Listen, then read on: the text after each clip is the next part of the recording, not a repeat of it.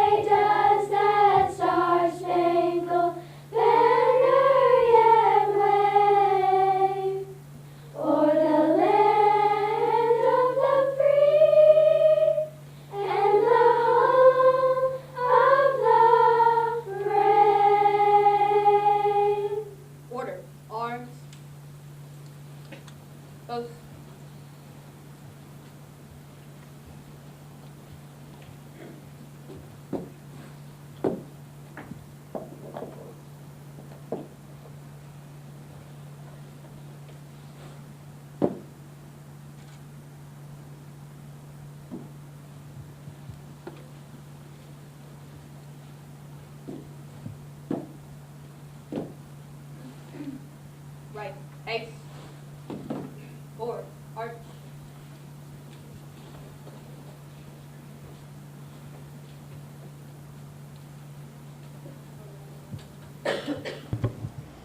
The membership of tonight's ensemble includes Adam Brantley, Addison Perkins, Addison Janiga, Amaya Tate, Annabelle Morgan, Isla Castillo, David Bullock, Eden West, Elizabeth Leslie, Elizabeth Bell, Emma Klutz, Haley Rezi, Haley Draculich, Hannah Ziegler, Kate Fries, Caitlin Stevens, Caden Williams, Cadence Martin, Kinsey Whitley, Michaela Ritter, Nevaeh Woodburn, Ninel Gonzalez, Sydney Massey, and Tanner Hussey. The director of the Pitt School Chorus is Mr. David Barnaba.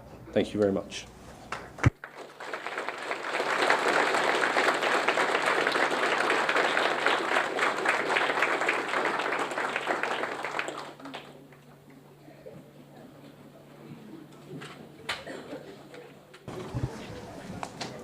Thank you to all of our students and our families who are here tonight.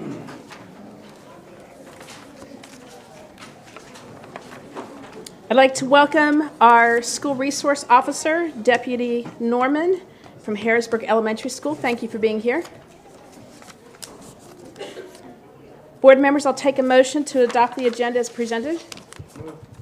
Second. Mr. Harrison made the motion. Mr. Shoemaker made the second. All in favor say aye. Aye. Any opposed? Okay, that passes 7-0. We'll start off with our recognitions and welcome Dr. Louder and Mrs. Jones for our Hilbush Ford Teacher of the Month.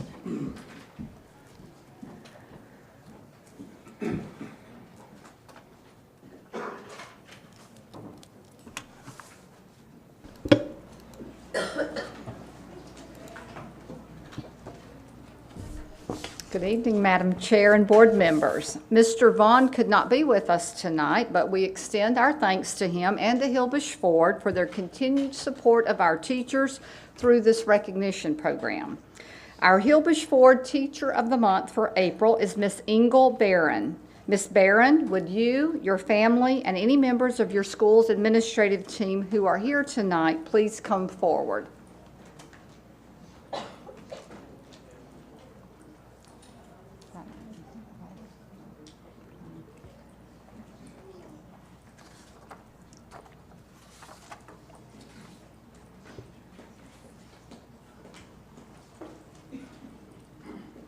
Ingle Barron is an English and Social Studies teacher at J.N. Freese Magnet School. She was nominated for this award by parents who wrote, "Our son is in 6th grade at J.N. Freese.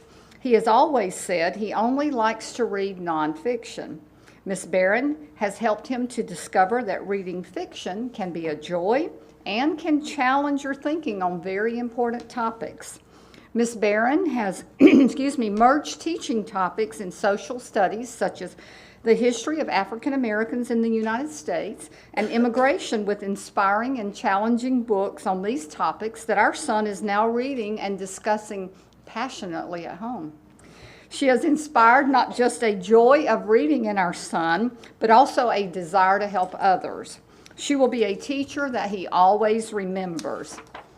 Ms. Barron, thank you for inspiring and challenging your students and for showing them that you shouldn't judge a book by its cover or its genre. Congratulations on your selection as our Hilbish Ford Teacher of the Month for April. Please allow Dr. Louder to present you with your award, and then we'd like you to go through so that our board members can congratulate you, but wait for a photo op.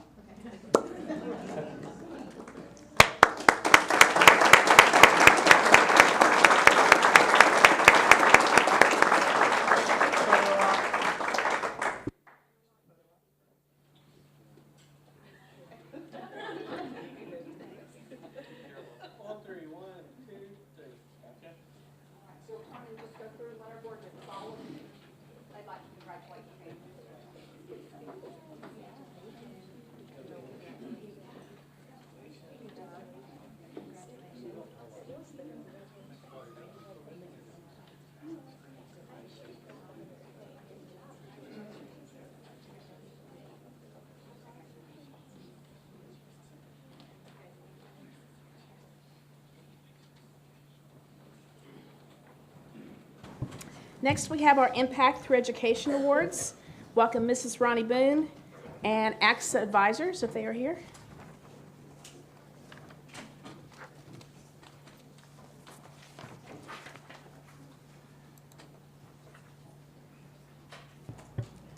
Good evening.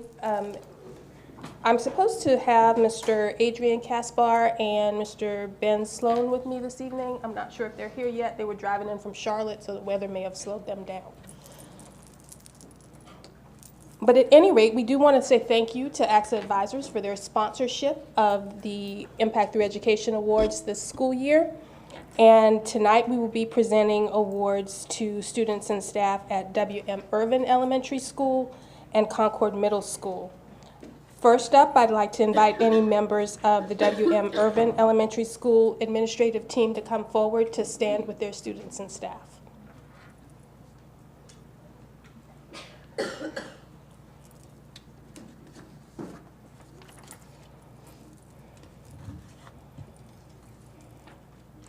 Our first honoree from W.M. Irvin is Alexander Bustos Mello.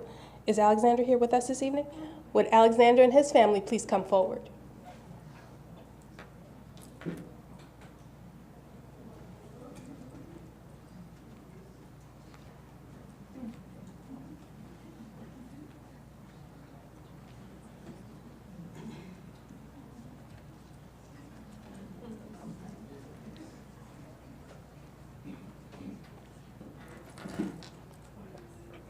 Alexander is an example to all students at W.M. Irvin Elementary. He comes to school each day ready to learn and excited to be there. He is eager to learn and participates consistently in lessons and discussions. He asks questions, asks for feedback, and is invested in his educational experience. He is a dedicated learner that puts in extra effort in and outside the school to be successful. Alexander helps and guides his classmates to do what is right by leading by example. He He is always willing to help others and goes above and beyond what is expected. Alexander is extremely respectful and is a perfect example of a model student. Congratulations on receiving this Impact Through Education Award.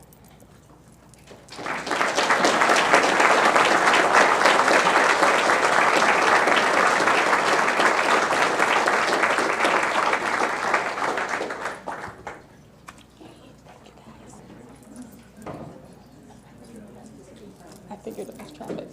That's okay.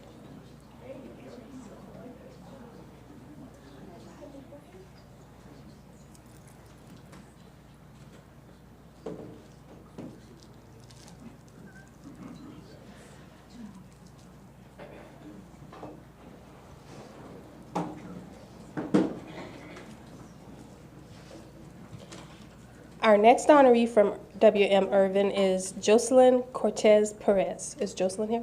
Okay. Jocelyn is at Camp Thunderbird, and so we will make sure that she gets her award, but I do want to read what was submitted about Jocelyn and why she was selected.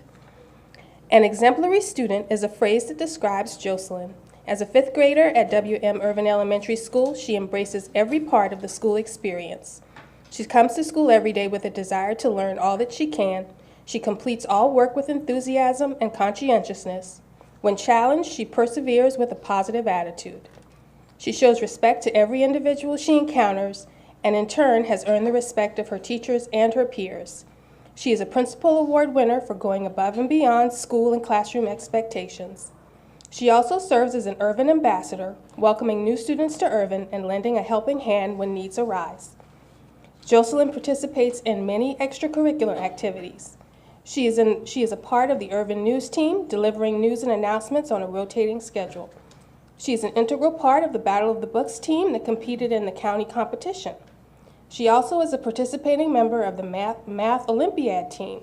She spends her Monday and Wednesday afternoons with the Irvin Run Club, giving encouragement to others and leading others to do their best. This past winter, she willingly gave up her recess time to rehearse chorus songs, and was one of 4 students representing Irvin in the all-county chorus. These are just a few of the attitudes and traits that make her an honorable student, scholar, and global citizen. Congratulations, Jocelyn.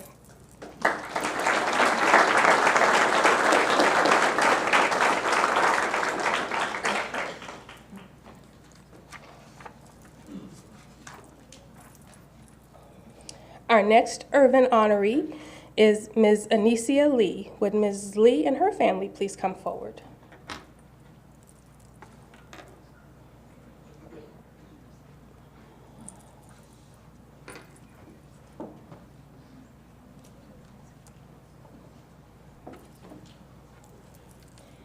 Mrs. Lee currently is W.M. Irvin's PBIS behavior coach, as well as the MTSS coach. Before working in this role, she taught 2nd grade at the school for 4 years. She's done a wonderful job in helping the teachers and staff of the school in implementing these programs. Mrs. Lee's leadership in helping with the foundations of these programs has shown in the positive increase in behavior and academic achievement within the school. She works diligently to ensure that students at Irvin are able to understand and reach behavior goals, which in turn helps with their academic success. W.M. Irvin is fortunate to have this amazing educator as a leader within the school. Congratulations on receiving this Impact Through Education Award.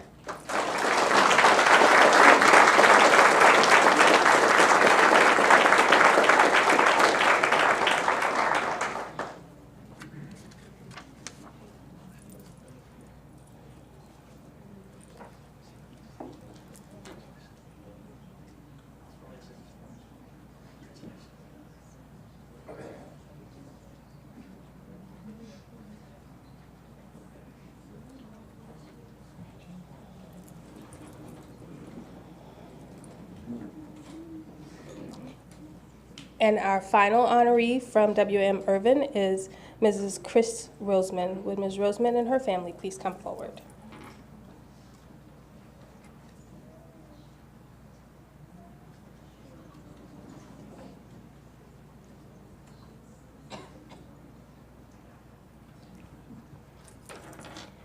Mrs. Roseman has been at WM Irvin for the entirety of the 20 years that the school has been open. She is truly a one-of-a-kind teacher assistant and is loved by members of the school and the community. Many students view her as a role model and seek her out for support with both academics and behavioral and emotional well-being. She engages with all students and staff members in a positive way. She is creative, kind, and a hard worker. She definitely sets a high level of excellence for others to follow and is a true asset to the school. Thank you for making an impact at WM Irvin Elementary School, and congratulations.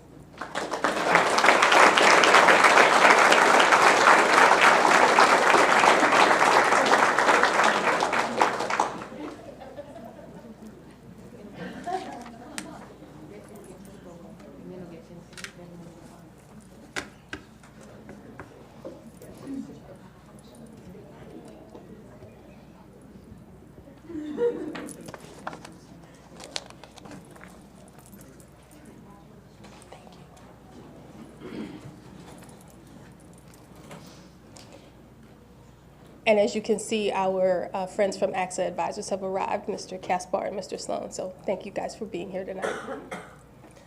And now for our honorees from Concord Middle School. I'd like to invite any members of the Concord Middle School administrative. There she is. Our first honoree from Concord Middle School this evening is Caridad Bernard. Would Caridad and her family please come forward?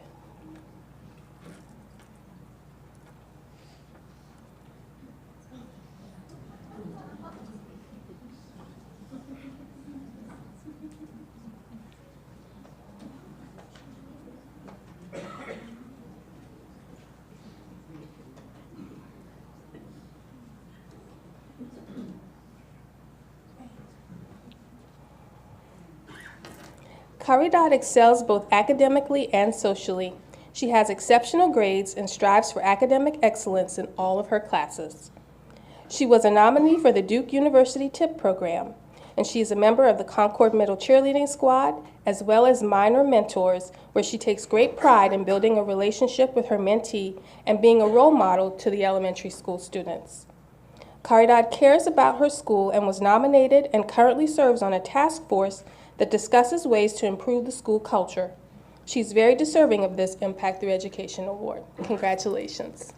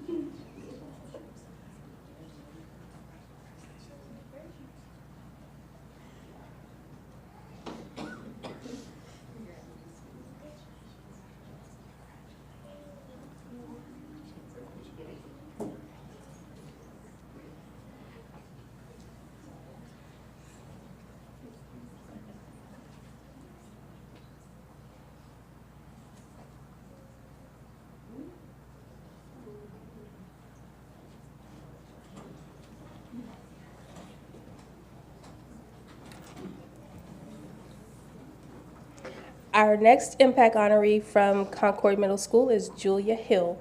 Would Julia and her family please come forward?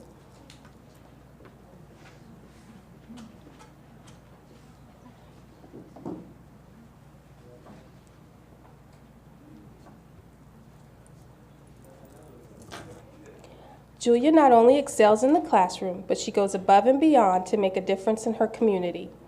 She has served and represented Concord Middle on the IB student panel, which helped to improve school culture. Julia was selected to be a minor mentor for Concord Middle. Through this program, she collaborates with WM Irvin Elementary School to mentor elementary school students and be a role model. She goes above and beyond the typical mentor by providing extra activities for her mentee if they finish the lesson planned early. She has been a part of the middle school transition day team since 6th grade and served as a tour guide to rising 6th graders. Julia completed the extensive application and interview process for the Cabarrus County Schools Early College and was selected and has accepted a seat at the school. She is well respected and liked amongst her peers and teachers, which made her a natural selection for this Impact Through Education Award. Congratulations.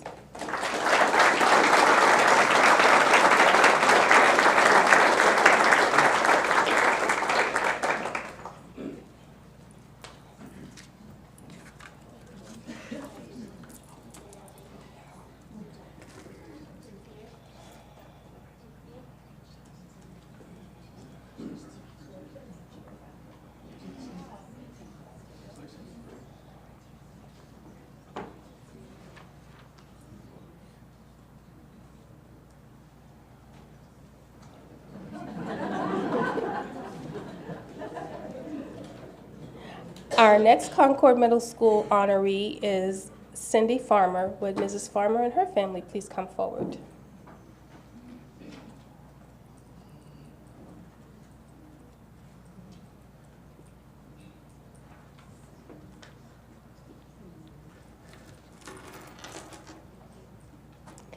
Cynthia Farmer has made vital contributions to Concord Middle School this year.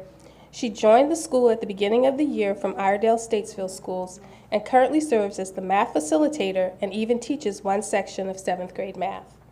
She works very closely with the Concord Middle School math department to ensure continuity amongst the teachers. She has been an easygoing, wonderful addition to the school. She serves in a valuable and critical role that not only impacts the staff, but students as well. She strives every day to impact student achievement and success in math. It is a great honor and pleasure that Concord Middle School presents Cindy Farmer with this Impact Through Education Award. Congratulations.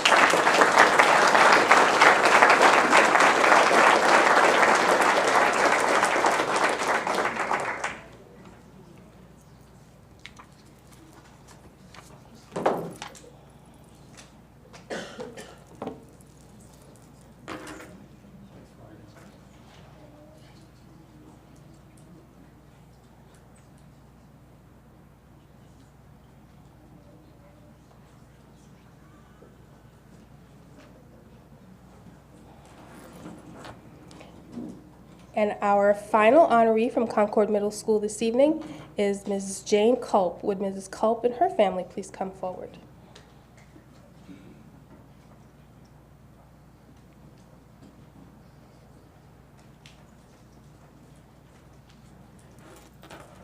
Jane Culp has been a member of Concord Middle School for more than 2 decades.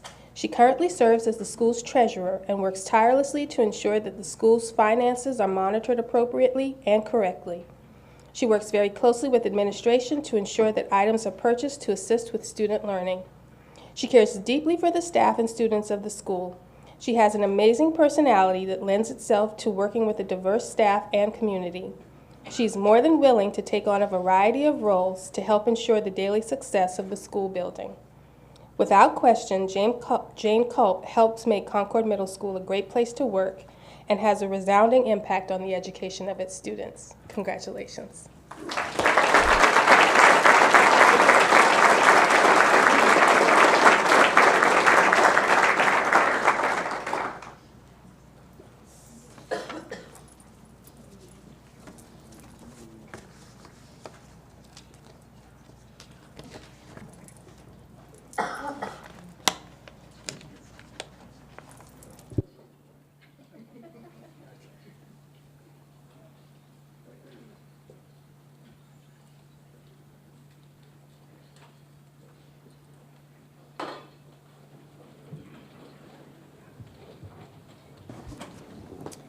Next on our agenda, we'll welcome the district spelling bee champion, Dr. Mary Beth Roth.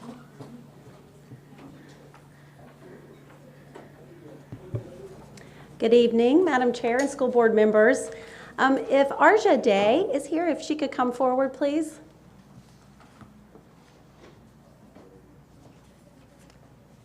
She may have gotten stuck in traffic on her way here this evening, but we were wanting to recognize Arja Day from Harris Road Middle School. For the second year in a row, she has won the district spelling bee. And this past February, she placed in the top 10 at the regional bee in Charlotte. So we wanted to congratulate her and recognize her for her spelling talents.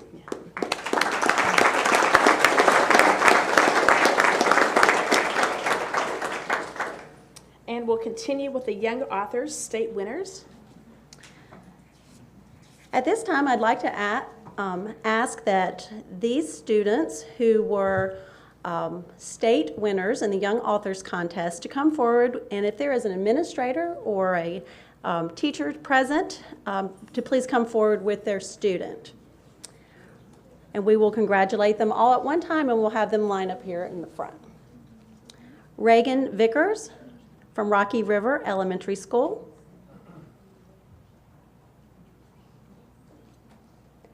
Allison Drum, Harrisburg Elementary School.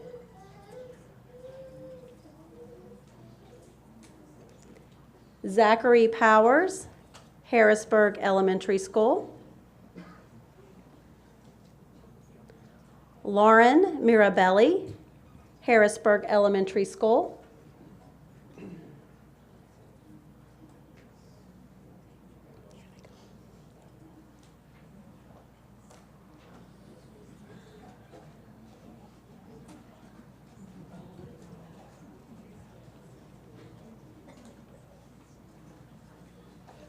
I think I'm going to ask them to step forward when I call their names so we'll know who's who.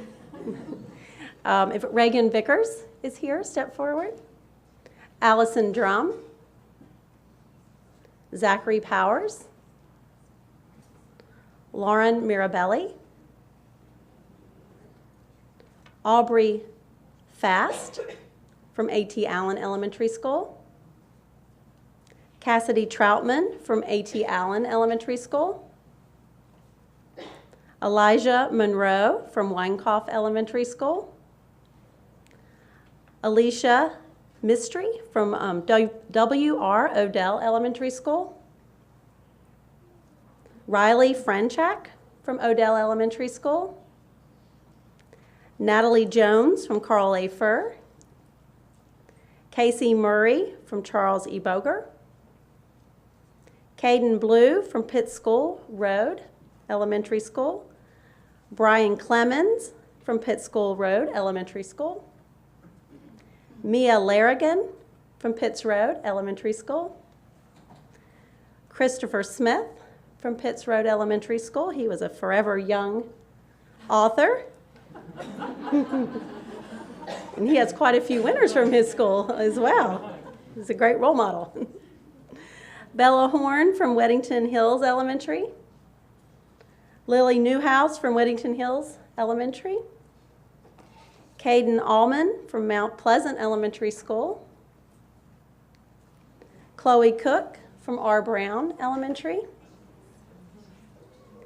Deacon Garman from R. Brown Elementary School. And Mason Paolo from Harold E. Winkler. Let's give these students and writers a round of applause.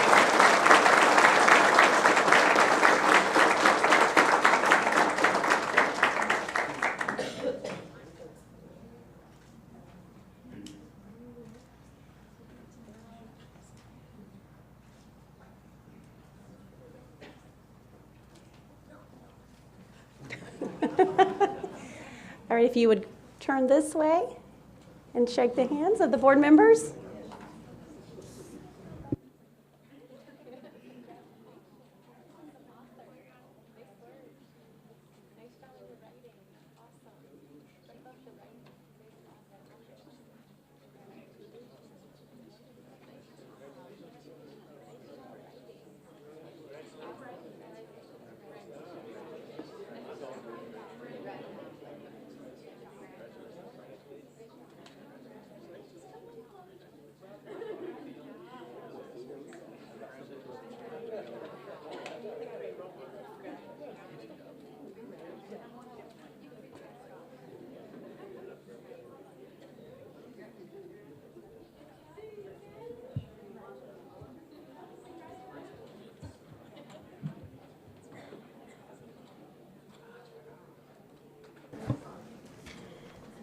We'll move on to agenda item 4.05 for the governor's school selections, and welcome Nicole Sandor.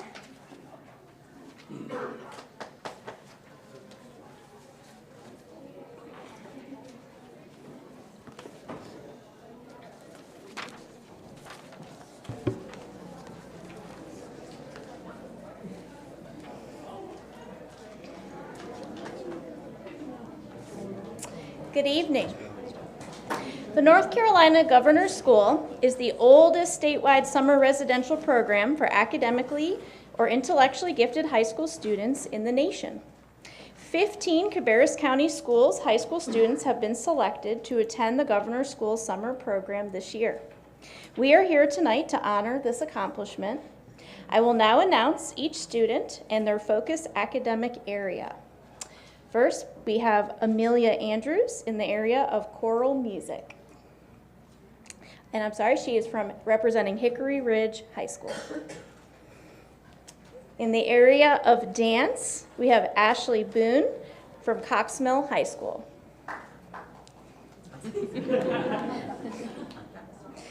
In the area of instrumental music, we have Juliana Wang from Cox Mill High School. In the area of mathematics, we have Henry Gribble representing Northwest Cabarrus High School. We have a lot of natural science this year. We have 4 different ones. First one, representing Central Cabarrus, is Neha Patel.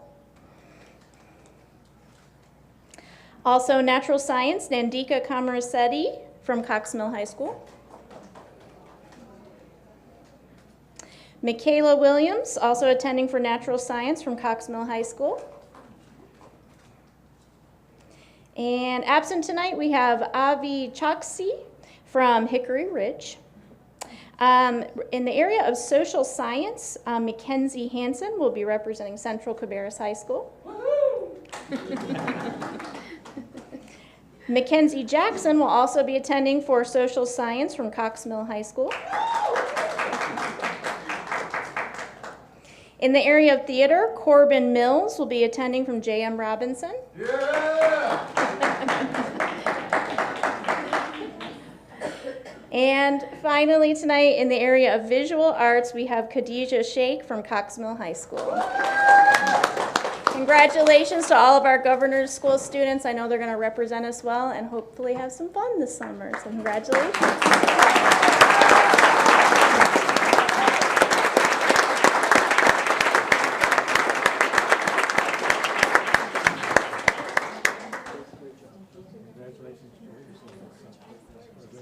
How exciting.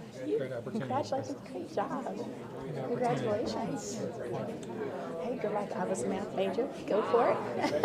Congratulations. Great job. This is quite an honor. Congratulations. Congratulations. Enjoy the duet. Congratulations. Great job.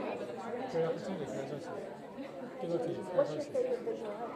What's your contemporary? Very good.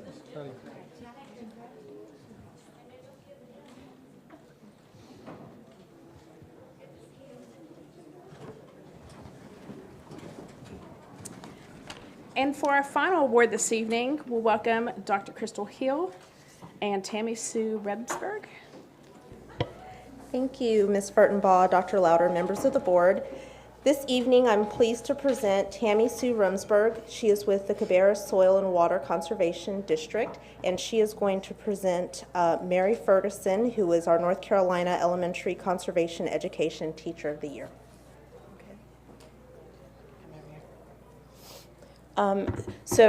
Every year, the districts around the state pick their Teacher of the Year. And when I met Mary not quite 2 years ago, I knew that she was the perfect candidate to be our district Teacher of the Year.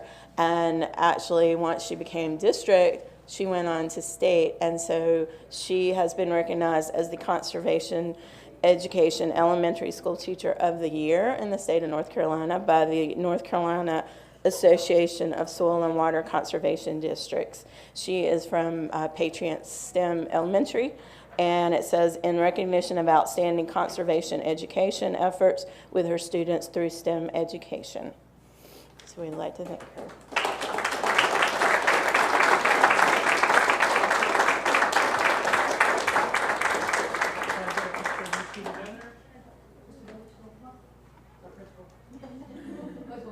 Might as well.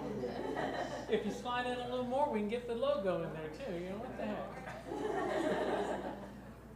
1, 3, 1, 2. Hey, what am I doing? On three. 1, 2, 3. Gotcha.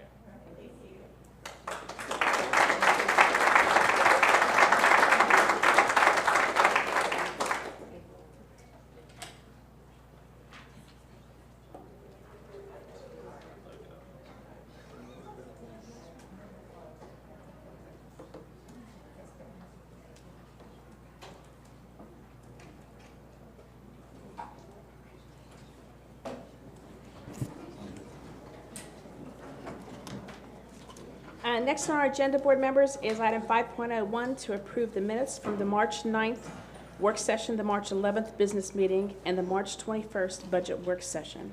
Do I have a motion to approve? Second.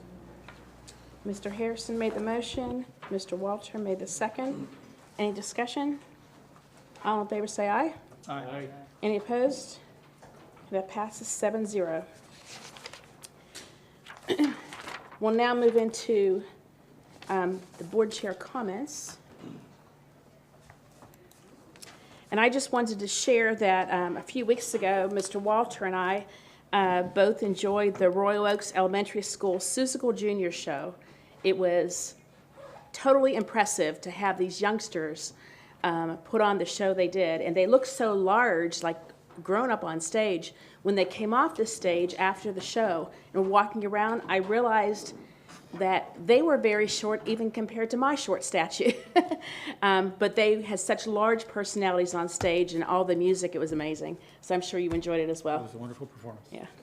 And this past Friday night, Mr. Harrison and I, and Dr. Lauder was there, we enjoyed the art festival where a lot of our students received awards. And especially fun, although I don't think they received awards, were the performances that were in the Davis Theater. So some of them were written and choreographed by the students themselves, and they just did all kinds of crazy things. And I think I might have been getting a little embarrassed at a few of the scriptings, but it was fun to see how talented our students really are. So, Dr. Lauder? Thank you, Madam Chair. I want to begin tonight with a reminder that this week our elementary schools will hold registration for kindergarten for the 1920 school year. Information about enrollment requirements and other details are available on our district website. We are very excited to welcome the Cabarrus County Schools class of 2032 to our district. We are also celebrating this week National Assistant Principals Week. Cabarrus County Schools is fortunate to have a cadre of stellar assistant principals who are dedicated to student success and work every day to ensure that our schools operate efficiently. We thank them for their contributions and grateful for their service that they do every day at our schools. Our district now has a mobile app. If you have not seen that, we would suggest you go and try to download that. Cabarrus County Schools app is free, available in the iTunes and the Google Play app stores. The new app includes a variety of different features, a constantly updated feed of district news and events, photos and links to the district website and social media sites, customization allowing you to select preferred schools to receive news and updates for, and push notifications from the district about school closures during inclement weather. So please download that app and use it to your convenience. Just want to echo what Ms. Furtenbaugh said about our arts festival that was in downtown Concord on Friday night. We had great attendance for that, even though we had a little bit of bad weather. We want to say thank you to all the students who performed, to all the teachers and parents for investing time and energy for them, and a special thanks and congratulations to Bart Tolbert, our district fine arts coordinator, for all his hard work in making the event successful. Another unique opportunity for students to showcase their artistic talents is through Ellis Jewelers Future Designer Contest. This is the 9th year for the contest, which turns winning students' original design into a piece of jewelry. So students get together and create it or submit a design, and then Dan sends that off, and about 8 weeks later it comes back and they actually have a piece of jewelry that they designed. Students in grades 3 through 12 may enter. The deadline to enter is April 18th, and you can find the contest details for that on our district website. Looking ahead, tomorrow night we will announce the new District Teacher of the Year for Cabarrus County Schools. Ms. Colbert has served in that role for the last year and can relate to how the year's finalists are feeling right about now before we make that determination tomorrow night.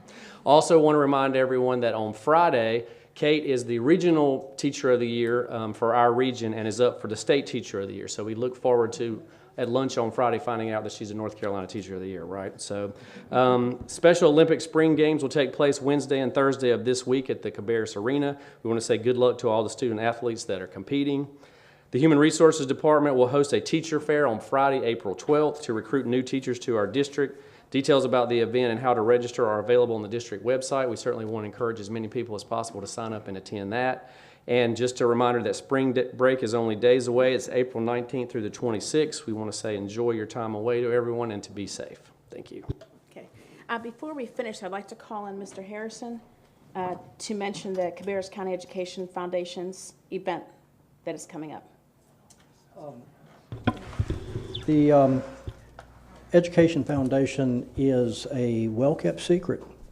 The foundation works with our partners throughout the business community to get donations, and what our teachers may most be familiar with are classroom grants to help them build a butterfly exhibit or a garden of some sort, because there are no funds for that kind of thing to be given to teachers to help enhance the program and the education that they're delivering to our students. So the Education Foundation this weekend will be at Frank Lisk Park, and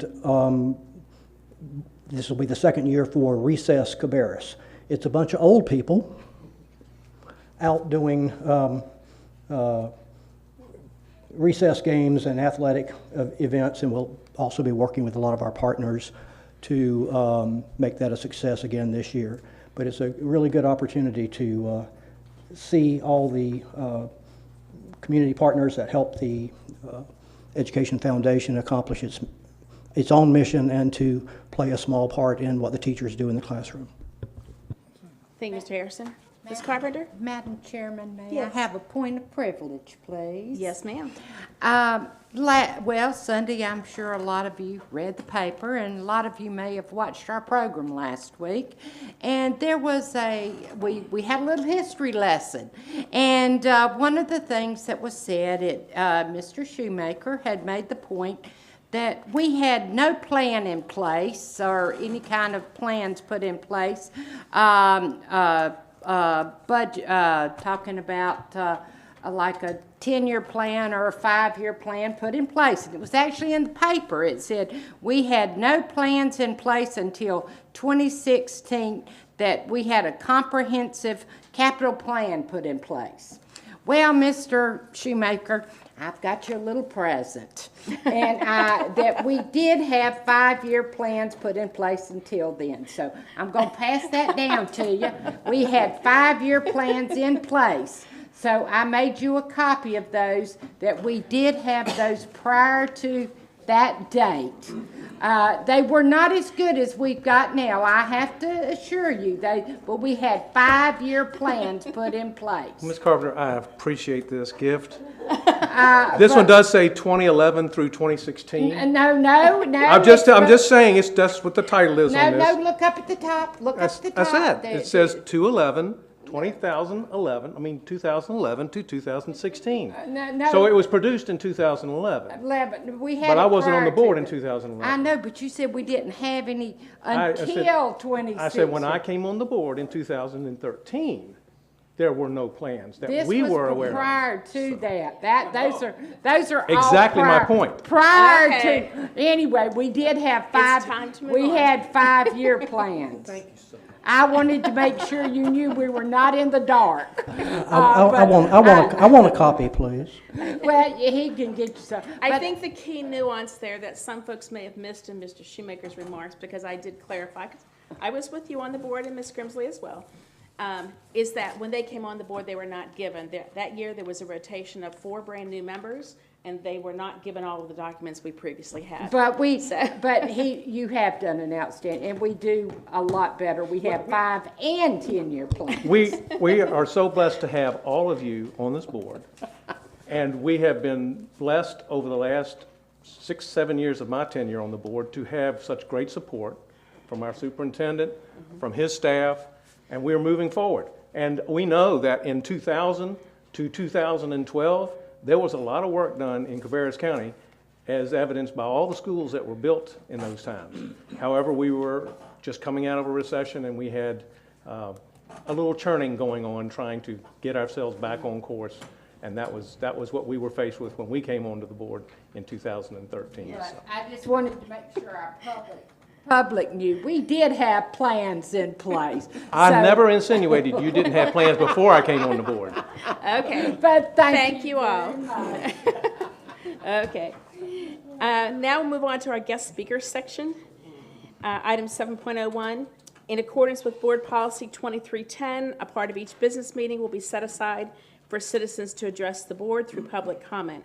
Each speaker will receive 3 minutes to present comments, and the signups were completed tonight, and I have maybe about 10 cards here for different subjects. So we usually address in the order received. So the first public speaker will be Vicki Schofield. Thank you. And the clock is set to 3 minutes automatically. I will clarify, if you have things to pass out, please leave everything with Ms. Abbott. We won't take it individually now just to save some time, and thank you. Thank you, Madam Chair and school board members, for allowing us to address you this evening. My husband, Jeff, and I'm Vicki Schofield. We have 2 therapy dogs that we have been taking into Harrisburg Elementary School for the last little over a year now. Therapy dogs are highly trained, highly skilled, working with these children. We're here tonight hoping that we can get a policy in line for us to continue our visits at Harrisburg Elementary School and widen to some of the other schools in the district as well. Jeff and I are both AKC trainers and Trick Dog and Canine Good Citizen evaluators, and we're evaluators with Alliance of Therapy Dogs as well, which is a nationwide organization, about 18,000 dogs working in the communities. When we started at Harrisburg Elementary School, of course, they did not have a therapy dog program there. And we started by going into all the classrooms, introducing ourselves, and also making sure the kids knew how to greet a dog properly and proper etiquette if they see a dog in the hallway and that sort of thing. And then we evolved in the school, and now we do a reading program with the children, and we also work with special needs classrooms and the children there. You have those packets. That really tells a lot about our bylaws, our rules that we use with Alliance of Therapy Dogs. So obviously if there's questions above and beyond that, we'd be more than happy to answer. This is something that's very positive, especially at Harrisburg Elementary School. I'm sure the teachers and the children would be so happy to see our dogs back in the school system. One significant story out of many at the school is we had a child who is autistic and nonverbal. And when we first started, he would stand in the classroom and look out the window and tap his finger on the window. And we would sit and we would read to him every week. And finally, about a month and a half ago, he picked up a book, sat down beside my dog Lena, and started to read. And those are the moments that are the gotcha moments, and there's been many of them at the school. That's just particularly one of our favorites. One thing, too, is we keep safety in mind. Our dogs have a $5 million policy on each of them. If there is occurrence, as long as many years we've been involved in therapy work, we've never had an incident with a dog. And like I said, these dogs are highly trained and evaluated, especially for the school systems and the hospitals. And we are also required to take a background check on top of also taking a background check for the school system. Thank you again. And again, you have our information, and we'd be happy to address any issues or questions that you have. Thank you. Our next speaker is Nancy Fries-Paggart. Welcome. Good evening, Madam Chair, board members, and Dr. Louder. I watched the Education Channel last night on TV. I cannot imagine the pressure all of you are under doing what is best for our children. I greatly appreciate your willingness to listen and assimilate information. You know, timing is everything. We used to joke in Cabarrus County that whatever was trending in California and New York City would trickle down to Cabarrus County one day. Well, I attended a birthday luncheon recently for the former chair of the Wake County Board of Education. I sat beside a retired OBGYN. After her husband's passing, she moved to New York City to help her daughter with childcare. She purchased a condominium in a neighborhood that was undergoing gentrification. Her daughter and her daughter's husband had a condo in the same building, which was a refurbished shoe factory. She lived there for 2 years, all the time wondering, where is this grandbaby going to go to school? Several years later, she returned for a visit. Imagine her delight and surprise to see a neighborhood school built right across the street. And amazingly, grandparents volunteered at the school. All this positivity due to the gentrification of an old neighborhood and the vision in New York City. Pending a positive feasibility study from Morrisburg next month, I'll be thrilled for Beverly Hills Elementary School to be back in the 10-year plan. But please consider letting the children stay at Beverly Hills Elementary School until we are ready to break ground on a new school. Royal Oaks Elementary School will be the perfect swing school at that time, which, according to yesterday's newspaper article, is your original plan. Beverly Hills Elementary School has an excellent principal. Students are excelling on benchmarks. This is incredible for a Title I school. I hope that the budget is flexible enough to add Beverly Hills Elementary School. We need to rebuild this STEM school sooner than later. Children and teachers need the stability of knowing they have your support. The residents of Cabarrus County have mobilized and vocally made it known that neighborhood schools and their maintenance should be a budget priority. Maintaining community school options diversifies the school system's offerings to taxpayers, residents, and newcomers to our area.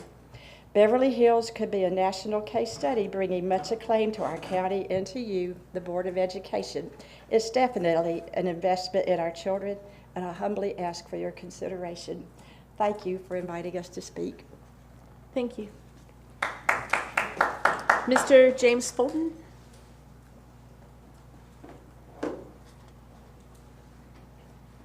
Welcome. Well, thank you. Good evening, Madam Chair, Superintendent, members of the board. I'm here tonight to comment on the history lesson that Mrs. Carpenter gave at last week's meeting regarding the decision to construct the new Royal Oaks Elementary School and the rationale given for it back in 2015, which echoes some of her remarks made during her point of privilege earlier. Her description of the board's thinking at the time was spot on, and I'd like to thank her for her contribution to the board's institutional memory. When the board voted on the 800-seat option for the new school, it did so with the understanding that the extra space would be used to accommodate students from Beverly Hills, Coultron Webb, and McAllister, while those schools were renovated or replaced. Mr. Shoemaker's assertion that the decision to build Royal Oaks at 800 seats and used as a swing school shouldn't be taken seriously because it was made in an atmosphere fraught with guesswork and uncertainty, made looking through the glass darkly, as he put it, is puzzling. Absolutely no mention was made of any misgivings or lack of data to support the decision, and in fact, Mr. Shoemaker is brimming with confidence about the project at the time, and for good reason. Because the plan to use Royal Oaks as a swing school is a sound one. It allows growth to catch up to the capacity of the new school and for any remaining capacity to be utilized for enriched or alternative academic programs, and in the meantime provide a place for students from our smaller community schools while their home schools are being renovated or replaced in kind. The feasibility study currently underway for a replacement school on the Beverly Hills site is a great model for how to approach the replacement of the other schools as well, and using Royal Oaks as a swing school provides a strategy that creates and retains value in our communities and provides the best educational environment for our children. I'd also like to remind the board that McAllister is celebrating its 60th birthday this Thursday from 5:30 to 7:30, and I'd like to extend an invitation to all of you to attend and gain a renewed appreciation for what our school means to students, their families, and our community. Thank you very much. Thank you, sir. And next we have Michael, is it Guile? I'm not sure how to pronounce your last name. Guile. Guile, okay. Thank you. We're back again. If you want to, you can turn that one off and then turn the one in front of you on, just one of them, yeah. Okay. Either one. Stand at this one. Okay. That's fine. Well, you know why we're here, and 3 minutes is not nearly long enough to express our desires and frustrations. So I want to use some of my time to recognize my neighbors, all back there, who have fought for Skybrook to stay at Cox Mill Elementary for a year. So thank you. We feel like you guys owe us answers, particularly why us? Why are there multiple elementary schools that are getting to stay over 100% capacity? We're moving. We're one of the original neighborhoods of Cox Mill Elementary, and we've watched all these other neighborhoods build up around us. Why can't they, specifically the apartment complexes, Edison Square, Lantana, why can't they, which are located right along Harris Road, be moved to Odell instead of us? They have no vested interest in the school where we do. I mean, heck, I just registered my daughter this morning for the class of 2032 at Cox Mill, where according to the plan, she'll get to stay for 1 year, then move to Odell to stay for another 2 years, then move to the other school to stay for a couple of years. You've mentioned multiple times that we can't go to Cox Mill because of the busing routes. There are dozens of examples in the county where the buses drive by other neighborhoods each and every day that go to other schools. If we move to Odell, our bus will drive by other neighborhoods that go to other schools every day. Our friends, our families, our neighbors, our classmates at Winding Walk and the other neighborhoods drive right past them. So we would just like answers. And based on the numbers in the planning blocks, if you add them all up, we think it works. We're grown adults. We know what we're signing up for wanting to stay at Cox Mill. We know the strain it's putting on the school. The classes are overcrowded. We know because we're there every day, helping in the classes, volunteering, donating our time and money. We deserve to stay there. So that's all I have. Thank you. Thank you. Thank you. Next, we'll welcome Jennifer Warner.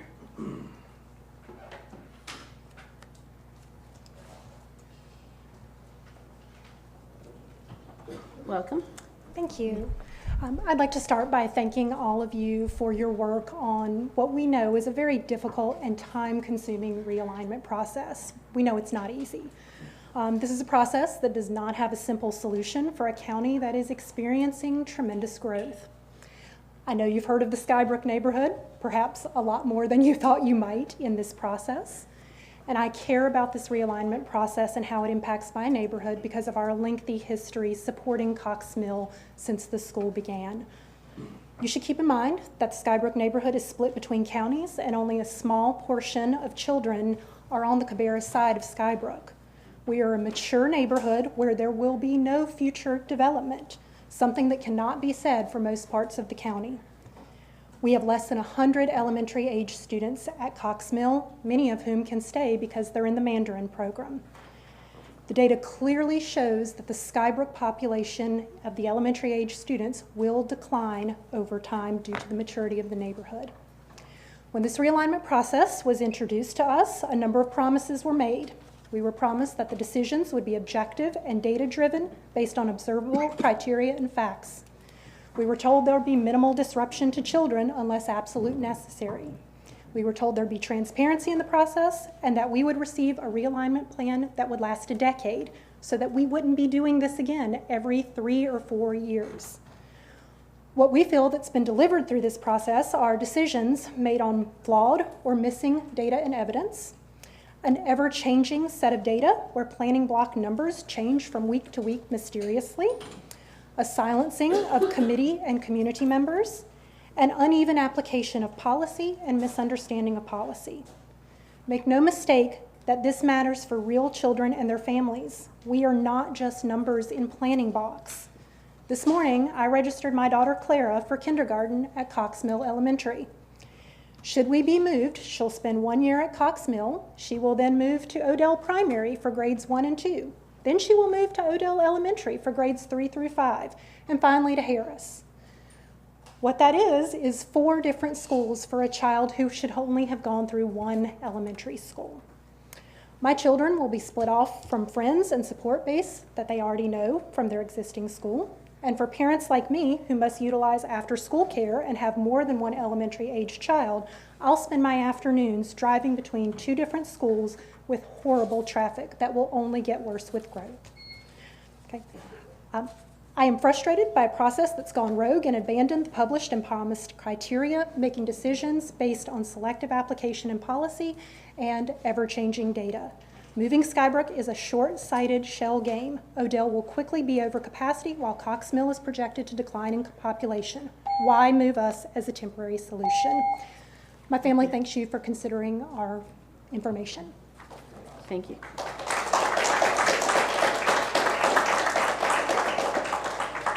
Kevin Center.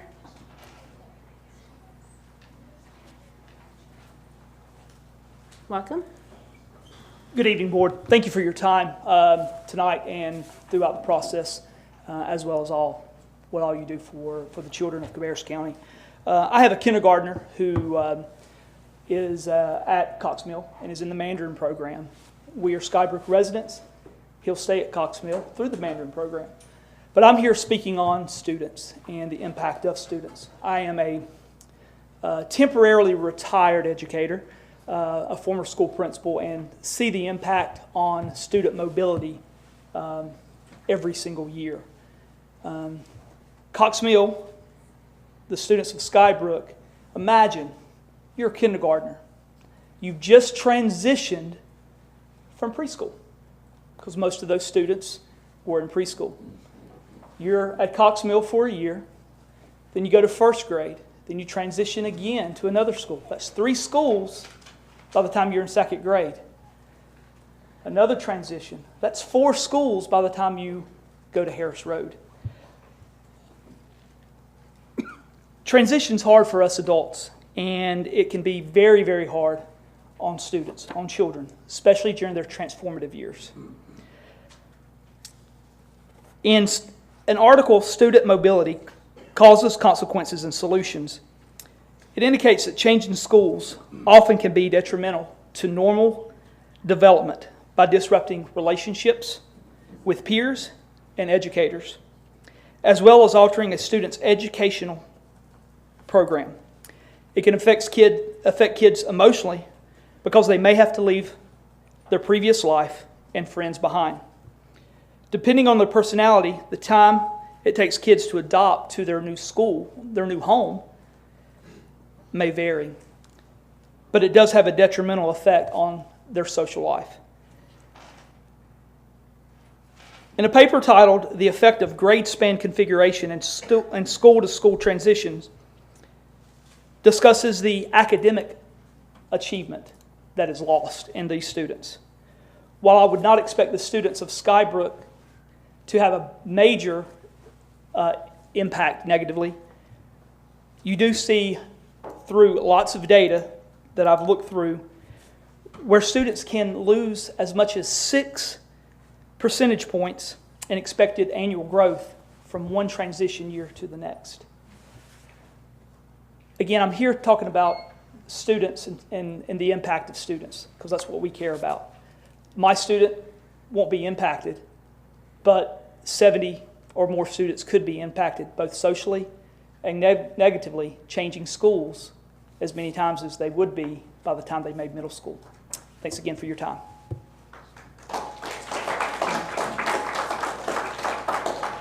thank you. Next up is Robbie Hoke.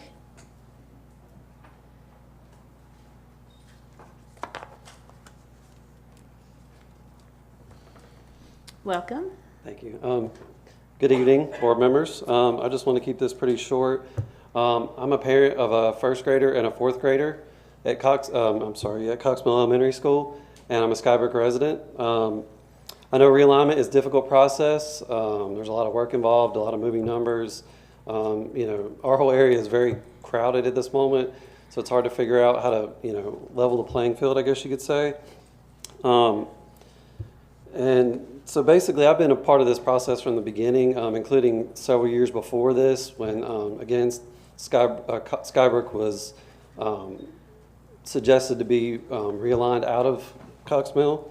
And in that case, like a lot of my other fellow residents have said, changing of schools, multiple schools over multiple years was definitely a negative impact.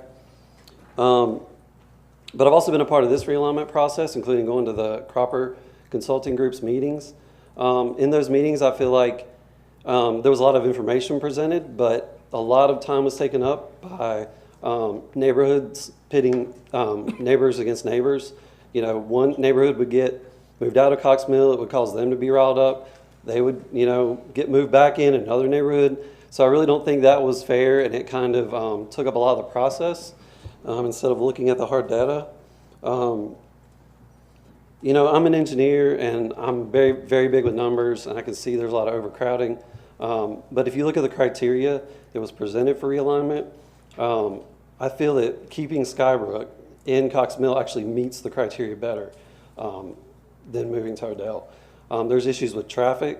There's issues with overcrowding at both schools. There's tremendous growth in both areas as far as housing and things like that.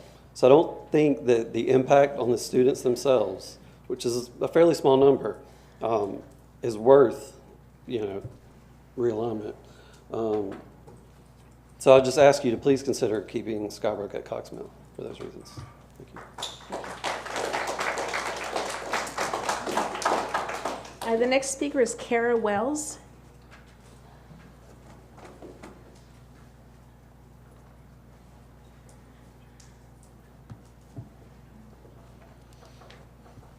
Welcome. Thank you. Good evening. I was here before speaking to you and just want to reiterate our points that we gave before. I have a first grader at Cox Mill Elementary, live in Skybrook. And first of all, just want to thank you for your time. Thanks for the chance to speak again tonight. And as fellow residents have said, we really do meet all the criteria that was put forth. And we didn't do that based on emotion. We did it based on facts. And I think you all have seen that. We've sent a lot of emails and tried to express our concerns and how we met those facts and the criteria. Speaking here, we've been involved from the beginning. I know there's been some talk about, well, Skybrook's not always at the meetings. We've been here. We haven't always stood up, but we've been here. We were at all the realignment committee meetings, very heavily involved in those meetings as much as we could be, and we're not allowed to speak, but we tried to do as much as we could to present the facts. As some other residents have explained, Cox Mill population is declining. That is seen in the Cropper study, whereas the Odell elementary area, there's a huge potential for growth. So moving our kids, as others have said, would be a temporary situation. You would be moving them and then moving them right back because it would be crowded instantly there. I know someone else has already mentioned too, I think Jennifer talked about the bus route. That's a non-issue. We're right across from Winding Walk, so if you send our bus to Odell, we're going to be passing Winding Walk every day, and that neighborhood would remain at Cox Mill.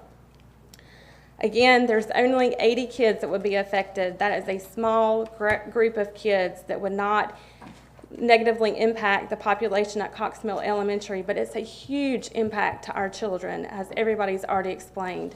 4 moves in elementary, that just doesn't make sense. And that is one of the criteria, impact to students. So you would be hugely affecting those folks. Just please consider keeping us in based on the criteria we've outlined and the facts that we've given. Thank you for your time.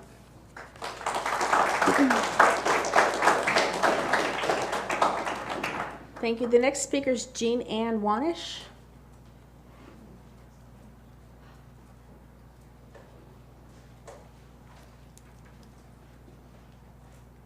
Welcome.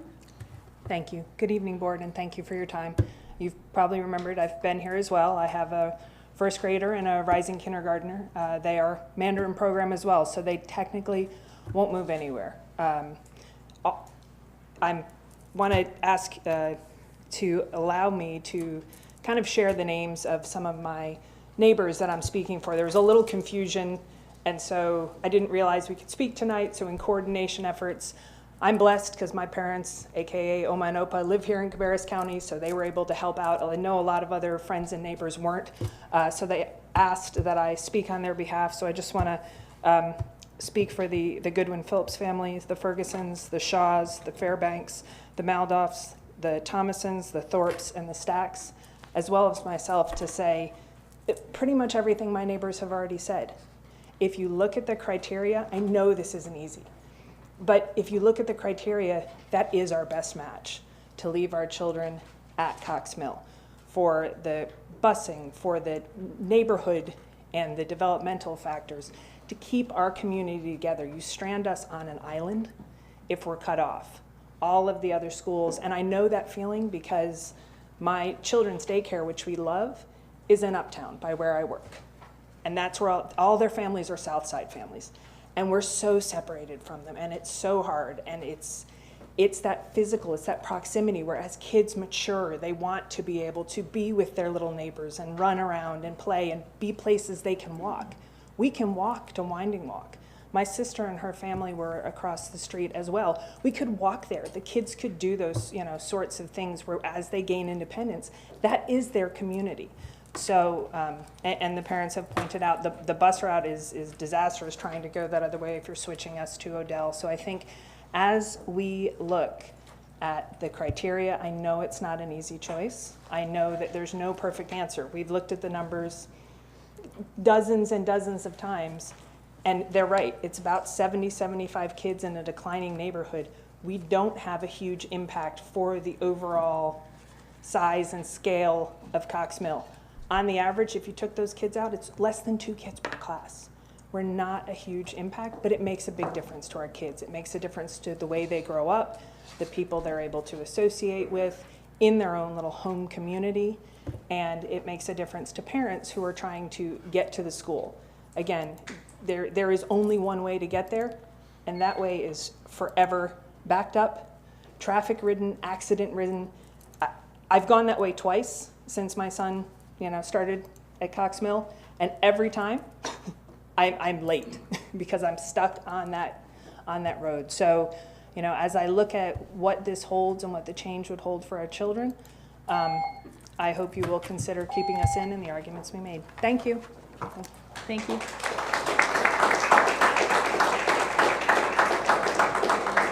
And our last speaker is Brian Hofert.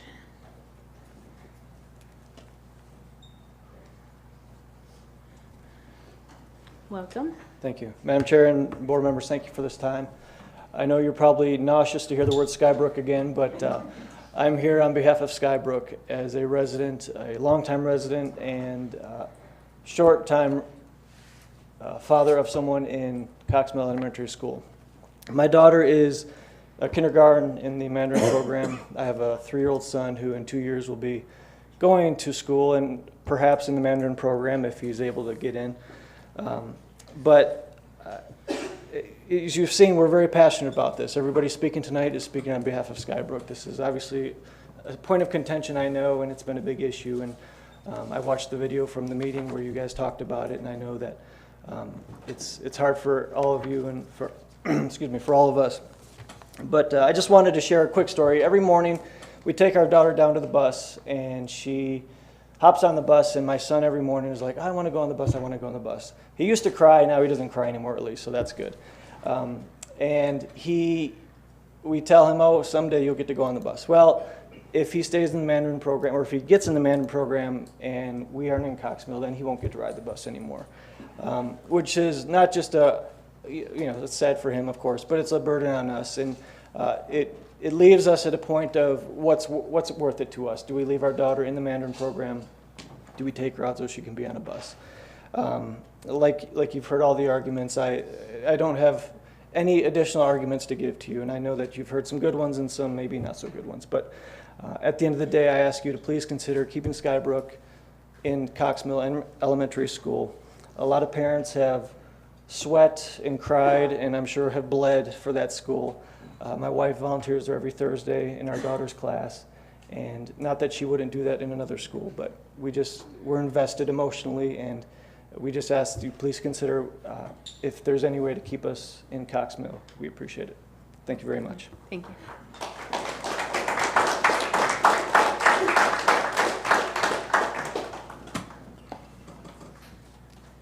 Okay, board members, we will now move on to the consent agenda.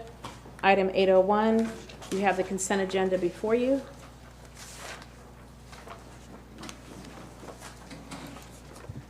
Do I have a motion to approve the consent agenda as presented?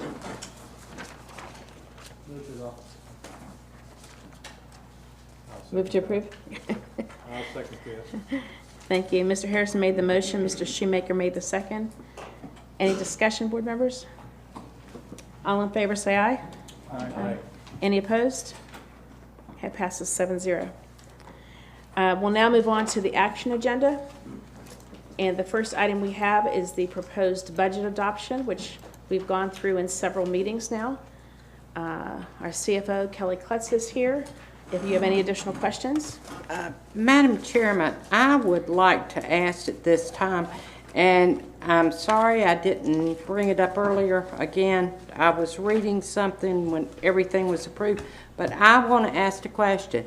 Is there any way that we have got, I'm sure that our realignment's going to take a while. Is there any way that we could have a motion to possibly have this moved to the first meeting, for approval of this to be moved to the first meeting in May for approval? What would that do to you, Kelly? And the reason I'm asking this, because we have got coming to us, we're waiting for the proposal on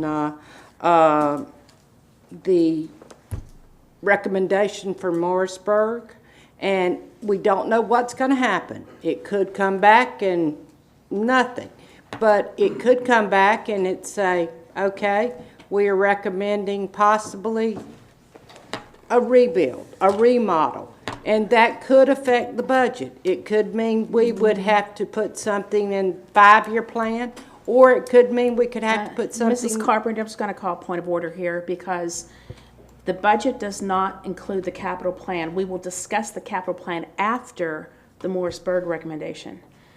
This is the budget for the operating and expansion money, and the county is waiting on our approval.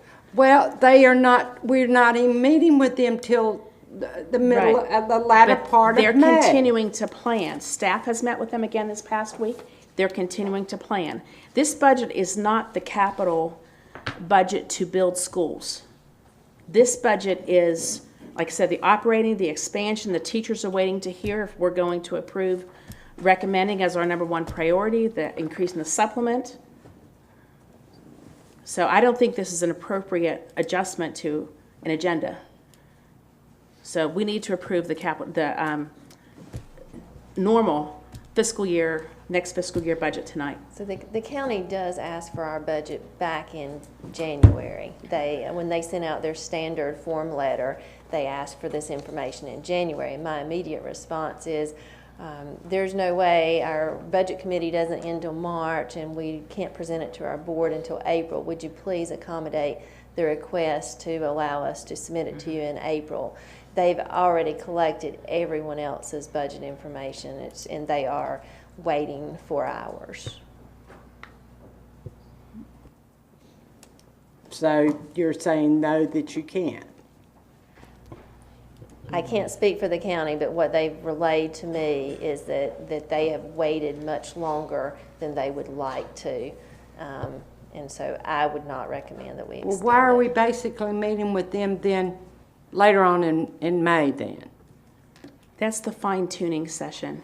When they say, you probably remember from prior years, they'll come forward and say, we'll accommodate this, but your next items on the list, we'd prefer to only give you 3 of that position, and we'd rather put the money here, and that's when they do their, if you will, bit of negotiating. And usually Kelly and Dr. Lauder will know ahead of time what they're looking at, but they want the budget and our commitment to this budget now. Well, what good is, and basically, I mean, what good is it going to do then if we do get that report back? You're saying, well, then where's the 5-year and 10-year plan come into play? I'm thinking that we'll do it over the summer.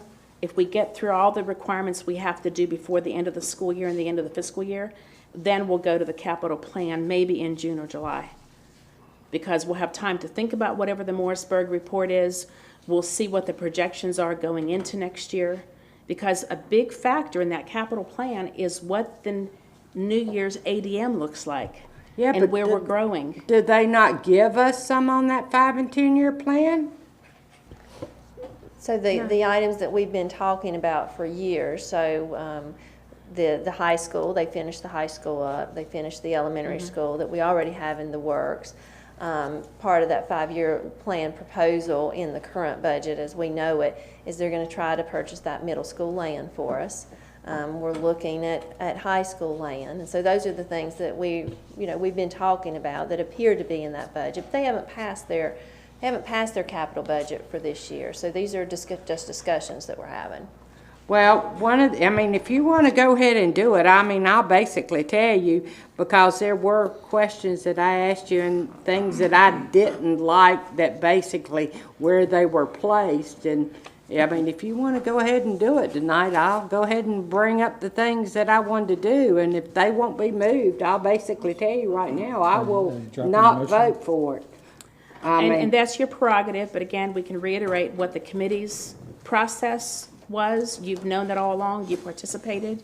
The time to adjust things was influence the committee in the budget sessions. And I'm guessing I wasn't at all of the budget sessions. You weren't able to convince them to move some of the things you'd prefer to have. And the focus had remained on supporting the teachers. But basically, but we're the ones that are supposed to make the final decisions. We are, and we each have one vote towards that final decision. Okay. So. But if y'all don't, if you're saying you can't do it, but I'm just, okay, that's what y'all want to do. And that's a major adjustment to the agenda. If you want to do that in the future, or any board member, I'd suggest you bring that up well ahead of the meeting. So, okay, board members, any questions for Ms. Klutz? Are you ready to vote? I would like to make a statement. You know, I have been asking for the information on the survey for a long time since the retreat, and that was very important for me to get that, especially coming back on this board, not maybe new, but definitely out of pocket for a while. I would really like to have had the opportunity to read through some of that survey to see where it aligned with some of our strategic plan and how it aligned with some of the budget, items. And that may not have been important to anybody else, but it was important to me, and we didn't get it today until 2 o'clock, and that was really kind of disappointing to me, and it's not like I didn't put any effort in asking for it. So I would ask that things that are really important, if we've got a process in place to get that we really do get the information so that, especially the newer ones, have the ability to take a look at some of that. So that was a little frustrating for me. Yeah, regarding that, I don't think until Rob sent that file, I don't think Dr. Lauder knew what you were talking about, quite honestly. Rob sent it and saw that linear list. Well, other than taking the thread and displaying it and reading it here, I started that conversation in January. And I did ask, and I was told that it hadn't been completed. Then I was told that Dr. Lauder was working with you to disseminate the information to the board. Then I hadn't seen it until today either. So. Okay, well then I was told that, we were not real sure if it was what survey I was responding. So there was a lot of back and forth, and that was my frustration that, we were all on the same page from the retreat, what was going to come, then we weren't. And, that was just a little frustrating. And I would just say, Ms. Grimsley, that you did receive the majority of the information you asked for. That one was very confusing. I know there was conversations with Dr. Probst, and what was it? What was the survey? What was the feedback session? What was it?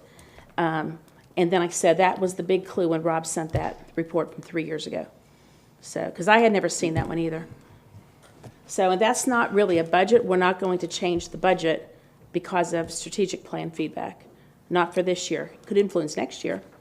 But the budget has already gone through the whole process since, what, November? We started meeting with departments. So, other comments? All right, I'm going to argue my point again. I've warned you, I've warned this whole board, it's not new. Again, I'm going to state my case. I know you told me there was 30 members, but still, I can't sleep at night, and y'all know I'm passionate. But again, it's hard for me to swallow you putting the floor and carpet down and not doing my vestibules. I suppose, and Miss Reimer, don't throw something at me. I know you're going to try to get me grant money, but still, I know and my SROs, they're going to know me too, because we know that sometimes the incident can be 5 minutes long, and in 5 minutes a vestibule can cut that time down. And I know that in our meeting, you know the discussions we had, and a lot of those carpet and those tiles, those people were saying, ooh, when somebody comes in and sees our building, that's the first thing they see. And that influenced a lot of those people. But then I know that these schools we're talking about, when they buzz in, they're going into that population, that whole population, where those vestibules will stop them sometime. And that's why I am very, and I know the two schools we're talking about, those are the most expensive, and that's why they keep getting pushed further and further down. But when I see carpet and tile be before those vestibules and a tennis court being paid before those vestibules, it really bothers me, and it's like 20 or something. I want to see those pushed a little bit further up, because we have been pushing them further and further down. And that carpet and that tile is up there, right up at the top. And I just want to see those vestibules move further up on the... We probably won't get the money. I mean, I know, because they're way down. But I just want to see those pushed further up on that list. And I'm still... because I just can't sleep at night knowing that. And that's going to really, really bother me, because, as we know, safety is the top thing on that budget. The other thing I have concern when I look at that, again, is some of those other things where I agree 100% that on that, and I know me and Mr. Walters were talking, that on the supplements, that it's not a lot, but I agree that we need to increase those supplements, but he was saying he didn't think that was going to make that big a difference, because it was just such a small amount. But still, I think supplements are important in doing that. But I don't agree with the deans. I think some of those other items need to be pushed up before that, because we have got... our assistant principals that are working, and we've got, we have gotten some of those deans, and I think some of those other things that are on there, the social workers and other things need to be before that. So I can't agree with some of those other things on there. Yeah.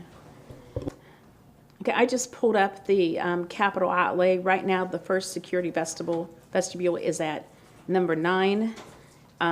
They did get that one moved up, but that was one that they figured they could do. Excuse me.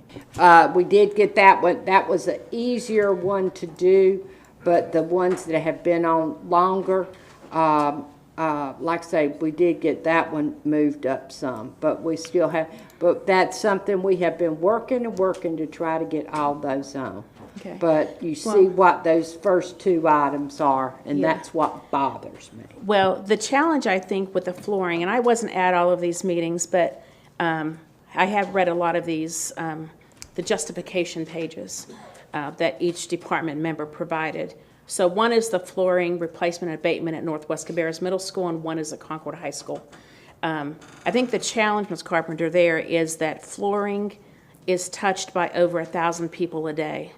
And so if there's breaks in the flooring, subflooring is going out, whatever the trip hazard, the falling hazard might be, that is affecting such a large group of people on a daily in and out of the school basis. And likely, depending on where all this is, it's affecting the community use too, because most of our schools, especially high schools, are used in evenings and weekends. So just, Ms. Klutz, just an idea for that number 9. I know every once in a while, the county will say, we have a small pocket of money. Maybe we had a higher collection of tax revenues on property taxes or something, and they can afford a one-time small pocket. Could we possibly put at least one of the security vestibules on that list to say, here's a small amount? If they say, here's $200,000 towards maintenance, tell us what project you want to do. Would that be possible to keep that on the hot list, so to speak? Sure, we can certainly present that to the commissioners and to the management as we're having discussions in the next few weeks and months. And certainly when the board is there presenting in May, you certainly may offer that to them. Okay. Ms. Carpenter, would that work for you to keep it on the priority list? Well, we still got those other, what gets me, look how far down those other ones are. I mean, that's what bothers, and you know how long those have been. I'm trying to give you a nugget here. I like nuggets, but I want, you know, I want, look how far those other ones. Well, the challenge is, and I'll share with you about when I see the mobile unit renovations, because for school tools last summer, we were using a mobile unit that could no longer be used as a classroom. It had to have serious renovations to it. But it was okay for us as like a storage unit, a work unit for a short period of time. That mobile unit started getting renovated in the last 3 to 4 weeks. Ms. Grimsley, you may have noticed the difference in there as well, because she was working with me on that project. And it's amazing how that little bit of really a relatively small amount of funding to renovate a mobile unit brings it up to really the grade of an inside the building classroom. I was amazed at what all that could do, because when Chuck had said we were renovating, I was like very surprised what they would be doing, but it was amazing how it transformed. So that gives us, when we look at $100,000 about right for a mobile unit to obtain and place and wire and technology and everything, a new mobile unit, and to say that we can go do that for a much smaller amount of money as opposed to disposing and getting a new one, it's kind of like, you know, repairing your old car versus buying a new one. It's much more cost efficient. So we get classroom space, not free, but for a small amount of money compared to replacement, especially when I believe we have $2.4 million in the budget for mobile units this year. Yes, we do. If I could just add, we love your passion, Ms. Carpenter. We love your passion for all of the projects, but we need them all. Right, and so Chuck tells me all the time, I don't care what you fund, just fund something, right? So we need all 36 of those. We need the top in the other category too. And if we could channel your passion into getting the funding rather than switching the order, I think we would all be in a better place. Well, I can tell you, if I could go get a hammer and nail and everything, I would go out and build them myself. But, I mean, and I suppose I scare myself a lot of times because, I mean, Miss Reimer can tell you, I mean, when it comes to the safety deal and things, maybe I see too much and it does scare me. But then when I think about our staff and our children, and I mean, just the thought of something happening to them, I mean, it terrifies me. And then I see these things, and then when they say something could happen to them, it just, and then I see something like that, I think, oh, heavens, I would just die myself if something would. And then I see somebody say, well, I'm going to put carpet in instead. And I say, And so I'm going to fight for everything. And so that's why, yeah, I feel like it's my job to do that. And then other things, I'm always saying, well, you know, I want to do this over that. And I appreciate everybody's job on what they're doing, and I know we're all fighting to do whatever we can, but if I can do this and I can get 3 for the price of 1, I can tell you, I'm going to do it. And so if I can, and I look at those top two things and I could get one of those, I would rather swap it out and get one of them. So let's all fight for it and try to get it. But those are where I have my problems. And so, Well, Mrs. Carpenter, I think the full board is concerned about safety and security at schools, but safety and security comes in many different ways, well, not just the security vestibules. Well, so. I realize that, but then we've got to, we have to make choices, and that's what it's all about. And I picked my choice. Okay. Can I make a comment too? Yes, ma'am. Okay. So after attending my first budget meeting, one of the things that I took away from that was that I think that what would help us is to do a better job of giving the opportunity of naming certain things that needed to be done out into the community. I know that there's a policy for that. I know that they have to abide by certain guidelines, but things like tennis courts, I think if we gave the opportunity into the community to name that tennis court, whether it be from a family that's in the community that could sponsor that tennis court and pay for those things, that would be a much better option, I think. Then we don't have to use our own resources in order to make those repairs. So I think that we should do a better job of kind of putting that out to the community, that we are open to having community members come and maybe have a naming right for those things in order to help with our budget. So they could name a vestibule. I'll let them do that. If we get those vestibules, they're going to be named Carolyn Carpenter. Anybody could put that vestibule at, well, our most expensive one, and that's the one that's our most difficult, and Tim will tell you that in a heartbeat, and I would love to have it, and that's the one at Robinson, and we have that one. That's going to be a difficult one because of how it was built, but we're still working on it. So anybody that wants to build a vestibule, please have at it. Anyway, but that I really want to see them moved up, and please talk to them. But that is one of my problems. But we have. How many years have they been on there? I don't have the justification in front of me, but on the justification page it does indicate how many years. Now, and it's several. And I know you're not prepared for this, and again, I know she's done throw. You'll probably throw something at me too. But I did ask Tim about this earlier, and this is something when I was digging through all my information. If we have got and again, this is budget related, but if we have got a QSCB, and we have bought something with that kind of money, and we have to, I mean, as they're talking about, trying, whatever happens with Beverly Hills, if we have purchased something, do we have to pay that money back? No. What we'll happens? do is we'll move those assets to another school. We had that happen at Mount Pleasant Middle School. So when that school was sold, we took those assets out of that building and moved them and used them somewhere else. So no. Well, what if they can't move? I mean, what if they don't need the assets? What happens then? We'll inventory it until we do need it. We always need. Have you seen our capital list? We always need stuff. Well, and the reason, because Tim wasn't familiar with it, was the chiller. Well, I'm familiar. We yes. did do that chiller, right? I believe that was on the list. We will cannibalize as much as we can, and I mean that's all we have to do is cannibalize, take the parts out, use as much as we can.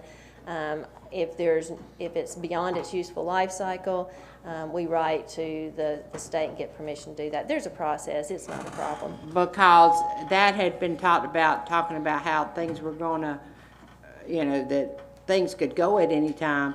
That chiller was just put in. That's a brand spanking new chiller. And I just found out that things last 20 years and it was just put in. Did you find out? He's going to answer my question. Yes, ma'am. It was on the list. It was bid for $312,000 and it was never put in because it was something else was substituted for it. The actual vent hood went in instead. The what now? The vent hood in the cafeteria went instead. And that's the The chiller was same. never installed. So they didn't put it in. It was on the list of wants when they got the money. So they didn't do what they said they did then? Well, they was on the list, yes, ma'am, but the plan changed. Once you got the money, you only had so much money, and when things came into bid, it was prioritized, and that one was not put in. So they didn't do it? No, ma'am, sorry. So there's not a chiller in there? Well, there's a chiller, but it's a very Not old a new chiller. one? It's Oh, not a new okay. one. So they didn't do what they said they were going to? But it was on the Okay. list, just didn't do it. Okay. Thank you. So Okay. they got a hood. So we can come back Can I to. say one thing on the budget? Yeah. I just want to say, to reiterate a little bit about what Ms. Klutz said. So we spent 4 days with the budget process. We do have a 30-member committee for that. We spend hours and hours and hours discussing what we think the priorities are for that. And what we're charged with is to try to figure out how to educate 33,000 students to the best that we can to make them safe, but also to make sure they get education. And so, as Ms. Klutz said, there's never enough money for any of the things that we do. So we spend literally hours and hours and hours deciding that. The discussion about security vestibules was probably the longest discussion in the budget committee. We have teachers, we have TAs, we have principals, we have community members, we have business owners, we have parents, all on that committee. That ultimately decided this was the best way to spend the money. So the way the process works is ultimately that committee makes a recommendation to me, and then I make a recommendation to the school board. So I just want to say that because we spent so much time with that, and I think had quite a large group of people that spent a large time with it and decided that was the best way to spend the money, it is certainly my recommendation to take their recommendation and recommend to you guys as the school board that we pass the budget in the way that was prioritized. At the end of the day, the board can certainly change that and say, hey, we're going to do something totally different, but that would not be the recommendation of me or the budget committee. Can I just make another comment too? You know, I find it a little bit funny that we spend so much time, so much effort, to your point, Chris, sorry, Dr. Louder, on this budget, and we literally get like nothing. I mean, at the end of the day, when you look at what we're requesting for our budget for the county, for the schools, we get nothing. I really don't understand why we spend this much time doing this when we know that we're not going to get anything back. It seems like a waste of time to me. We do get a significant amount of funding. The county wants to see our ongoing, you could probably express this better than me, but the county wants to see our ongoing goals. And so that's our obligation, not just to give them a list of what we see today, what we think they'll fund, but let them see everything we need ongoing. So, Ms. Klutz, you want to? But out of a $9 million operational budget, we got $200,000 last year. Yeah, that's. Because the money went into the schools, into the buildings. So if you think of it, we see it in these pockets of money, but the county has the big pocket of what percentage of the total county income can they dedicate towards schools. When we're actively building schools, we get less on the operational expansion side. If we didn't need to continue to build schools, we might have more money. So, because the debt service doesn't need to be paid. So. Yes, sometimes it seems like it's fruitless. But we do get a significant amount of money. Mr. It is about 10 million more than it was 5 years ago, which is not bad. I mean, you do 5 years ago, we were in a recession, so I don't know if that's really a good... Well, yeah, more than 5 years ago was a recession, so we were already out of it 5 years ago. What is our total ask this year? What is our total? What are we asking the county for? Our ask, can somebody pull up the summary document for us? So we got 62.5 million this year? So what are we asking? Correct. So 62.5 million. We're asking for 2.3 million in continuation items that will just continue to operate. We won't get anything new for that. And 12.1 million is the ask for expansion or new items, for a total of 14.5 million would be the request on operations. That doesn't include capital. We'd have to go down a few pages to the capital requests. Keep going. And keep in mind, that's not the full, you really need to add the 2018-19, right, plus the continuation. Is what the local budget yeah. would be. And then plus expansion is somewhat, if you will, optional, we don't get all of that. So. But the chart, I mean, the chart says we're asking 23% more than we got last year. Correct. Like Laura was mentioning, that is kind of unrealistic to actually get that.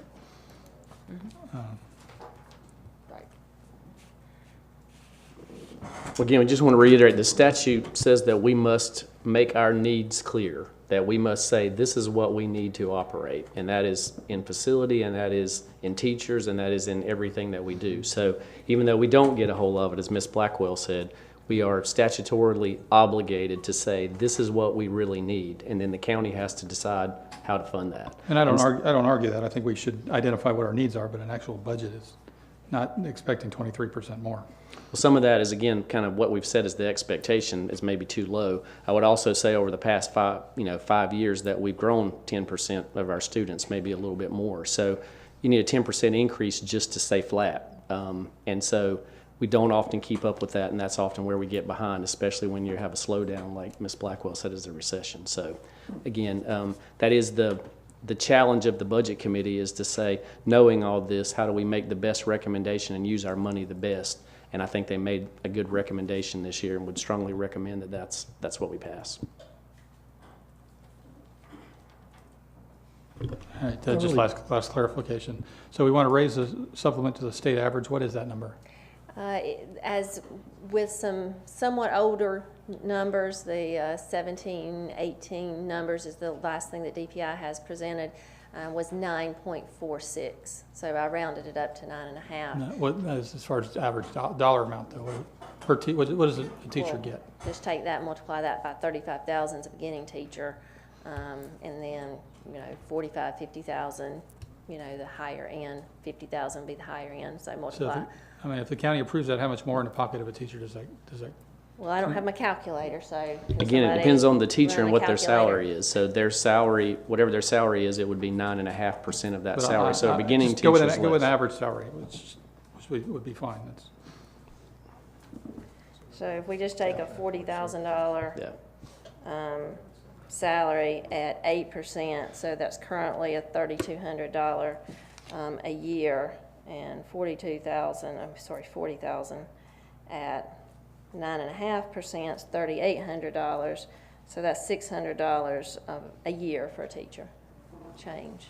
Okay. When I was talking to Ms. Carpenter about it, I think that's great for our existing teachers, but I don't know how much that's going to help with recruitment when you have Charlotte Mecklenburg at over 7,000.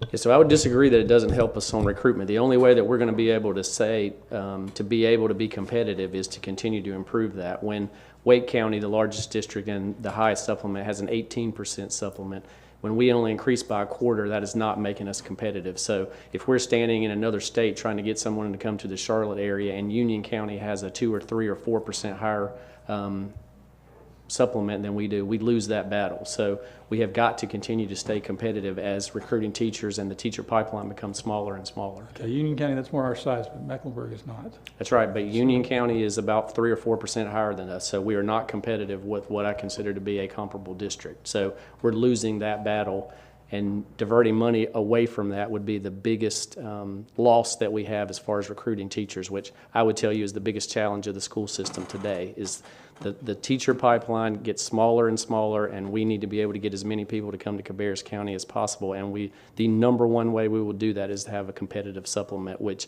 I would say we do not have today. Look at Kate here. Ms. Colworth, how important is the supplement to teachers? I think the supplement is hugely important to recruitment and retention. I would say, like Dr. Louder, it's probably the #1 recruitment and retention tool. 9.5% doesn't seem like a lot, but it is. $600 a year, that's a lot to a teacher. So I would highly suggest keeping that as the #1 priority to keep our district competitive.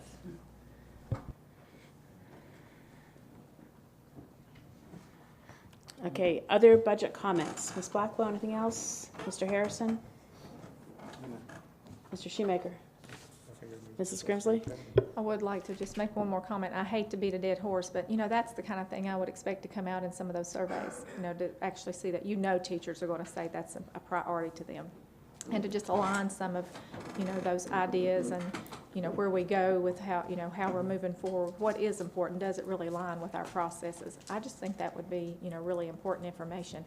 It very well may not be, and I'm not sure what all is actually in there, but I just felt like it was really important, to kind of take a snapshot of what everybody else, when it says it's a vision feedback, surely to goodness that aligns with where we're moving forward with our plan, whether it's the budget or, any other part of our process. It just would be nice to be able to have something to kind of sink your teeth into, because you can't have everybody on those committees. And as you said, we're only one board member as we're in there, so, we're really for listening, not so much as participating, even though some do more than others. So it's just, to me, really important to get some of that feedback, from the whole entire district, as a whole. I'm not sure, when I was on the board before, we used the school improvement team plans, so you really got it back firsthand, what was actually coming from those schools. So that's exactly where I was going to go. Okay. So we talk a lot about our 35 members on the budget committee, but the committees start at the school level, the schools and the foundation. Is where we start. And so their school improvement teams start the budget process with each school and each principal. And so I was, assuming that we were going to kind of go down this road today, so I asked Ms. Hill, Dr. Hill, how many school improvement team members are on each school improvement team? And she said anywhere from 12 to 15 generally, depends on the school level, whether it's elementary or high. And so if you think about, let's take an easy round number and say 10 school improvement team members are on each school. We've had 400 folks that had direct input to this budget process and that came up. And so their number one thing from the foundation, where we talked to the school improvement teams, was teacher supplement. And it came all the way up through the process, and every level supported it. So by the time you get the school improvement teams, you get the budget committee, you get the department support, transportation facilities, C&I, all of the departments, we've got at least 500 members that have touched this budget presentation and support. Clearly, the teacher supplement was the number one driven thing. So I think you did get that information. You may not have known where it came from, but you did get it through a lot of folks at the school level. And just to reiterate that, so when part of the reason there was some confusion is because you were asking for survey data. It wasn't survey data, it was actually the data that I collected and went out and talked to all the schools and all the departments. And so Dr. Probst did summarize the big headings from that. So if you remember at the retreat, she did actually say, here were the big pieces from that. So what you got today was basically very specified information from sticky notes that I took up from 20,000 people that I dealt with, but you did get a summary of the big headings from that in January. At that time, there were like 2 schools that had not completed it, which is why we told you at that point that it wasn't finished. But what we did was say, here's the big ticket items from that. Here's where the big agreement was, because obviously we're not looking for in a strategic plan what one person of 4,000 employees said. We're looking for what are the themes that go across all departments and all schools. And that was summarized at the retreat as part of the process. Like Ms. Klutz said, you're working with school improvement teams, you're forming it, not for the budget process. That was for our strategic plan to kind of look at and work for. But as far as having that was there. I think we were 2 or 3 schools short because of weather that we had to complete, which is why it was there. So again, it's not survey information. It was information that I met with 5 community groups, all departments and all schools, and then we summarized it, and Dr. Probst did that as part of the presentation in January. Well, I appreciate that, because I knew I was using the wrong word, and that's why I was trying to guide y'all down that path, because I wasn't really sure, I just remembered from my notes. But that's really good information. I didn't remember anyone stating the school improvement team was the baseline. So that's good, because I know that's a federal mandate, that information is really important. So that's a good piece of information. I appreciate that. Thank you. Okay, Mrs. Carpenter, anything else on the budget? Nothing to repeat, just anything new. I'm gonna keep my mouth shut right now. Mr. Walter? Just it's a list of needs, and it's up to the commissioners now to decide what they're going to fund. Well, they won't line item veto us, but they will use that as their guideline when they're looking, especially in those situations where they can't fund an entire next item. They'll go to Dr. Louder, Ms. Klutz, and say, will this help you if we do this? Like I said, and we always hope that the property owners are paying their taxes on time, and we appreciate everyone's having their dining and entertainment experiences in Cabarrus County and paying the sales tax in Cabarrus County. That helps the school system more than people realize. So. Okay, so we'll have a joint meeting next month, and we'll go over the budget with them. Is that? It will be their meeting. We won't go over our budget. It will be their meeting to ask us questions. Yeah, they usually, that's when, as Ms. Klutz said, they're waiting on all departments. So at that time, usually they schedule us, Kannapolis City Schools, and Rowan and Cabarrus at the same time to formally, at this point, we talk back and forth with them, but at this point, they're waiting for, does the budget support, does the board support what you guys have kind of told us? And this vote is the formal way that they know, okay, now let's start planning. Right. Okay, I will take a motion that the board adopt the proposed budget for fiscal year 1920 as presented. So moved. Second. Mr. Shoemaker made the motion. Mr. Harrison made the second. All in favor, say aye. Aye. Aye. And who is opposed? Nay. Okay, so Ms. Carpenter, Mrs. Grimsley, and Mrs. Blackwell are not supporting the budget. So the motion passes 4-3 and can proceed to the commissioners. Thank you. I will caution you as board members that it is so important to support this in a unified way. The commissioners will undoubtedly see this vote, and they will say, why haven't you come to conclusions before now? And we've gone through an extensive process. So, and that also, I'll say, maybe sends the wrong message to the teachers that you're not supporting. I do not want that made the statement. It is not that we don't No. support the supplements for the teachers in other areas, but there are some issues that I had with some of those, i.e., what I said, I would love to have known if our I would hope that we are guided with our strategic plan, all of those things aligned together. And I don't want to make this a contingent issue, but there were issues I had that I would love to have seen if some of those really were priorities by some of that feedback. That was very hard for me as a new board member to come on back, if you will, and dive straight into this in a couple of months, still have a part of the process lacking in that, and try to pull that together and to make a decision. So it's not that I don't support the teachers, and I think they all in general know that, and it's not that I don't support a lot of the areas, but there were some, and that's just my personal feeling. And hopefully next year, I would love to see us do some of this process maybe just a little bit differently, because I'm not so sure that, and Kelly, we talked about this, how those are weighted and how that happens in those rooms. Sometimes that can get to be a little bit skewed in those areas. So I sit back and I kind of watch that system, and not that it's not a good system. It's been being done for 10 years. It was done when I was on the board originally. But some of those, it did bother me that they could be weighted a little differently in some of the areas. And you were only one person in there, and the other people made that decision. So that's just why I have a little bit of an issue with it. And then I would love to have seen some of that information. What were some of the top priorities? What were some of the things that they thought? Because that really should be aligning with some of your budget. And if not, then that's okay. But I don't have that piece of information. So, just with that being said, that's how I feel about it. But you're okay with the strategic plan? Have we had the strategic plan? It's on our consent agenda. Oh, yes. Well, that was from the last time. We made those corrections already. Yes, we're okay with it. We did. Yeah. And I'm going to ask Dr. Lauder a question here. This strategic plan was still going on, information was still being gathered, and it's only, every 3 years? Mm-hmm.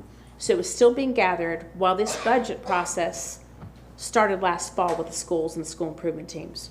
So I would expect in next year's budget, we may see some influences from the strategic plan feedback. Is that possible? Sure, yeah. And I have to, that was the very first thing I said. Can we get a playback? That was the very first thing I said. I said, I agree with the supplements. Did I not?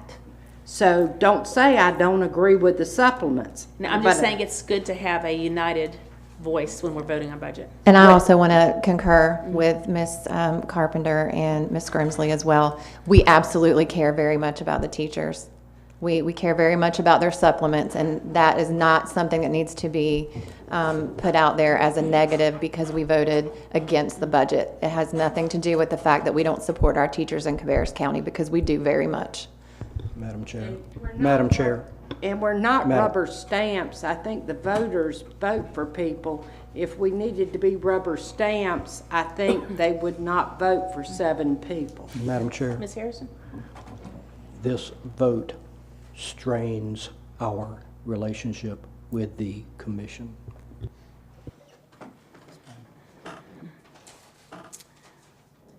Okay, next we have item 9. I'm sorry. As much as I absolutely hate to drag this out any longer, I have to say that we must address the budget objectives at this point. So I've talked to you several times about the budget objectives, and if you as a board wanted to change or modify those going forward. So we need to look at those again, and based on what Ms. Grimsley said, it sounded like she had some true concerns with what we were, and based on your vote, apparently there is significant concern about what we value. And so let me just talk about what we value. What we value the most, and we rank the highest priority, is the safety of our children. Does anyone disagree with that? I can stay 10, all right. That's every project that we looked at, we ranked it against safety first. We said that is the most important thing to us, and it weighs the most. So nobody has a concern about that. No? Okay, let's go to the second one. Well, really the first one is comply with laws. I guess you're okay with complying with laws, right? I'm just going to make that assumption. That's a good plan. That's assumption. So we're good with safety. Positive impact on student learning experience. That's the very next one, right under safety. Does anybody have a concern with that?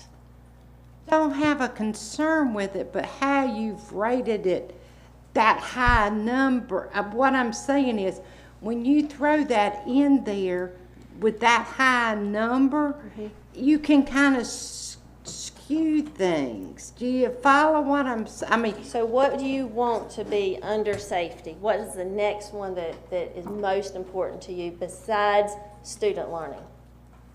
Well, yeah, but when you put everything real high like that, you're skewing. What number would you like for it to be? Okay.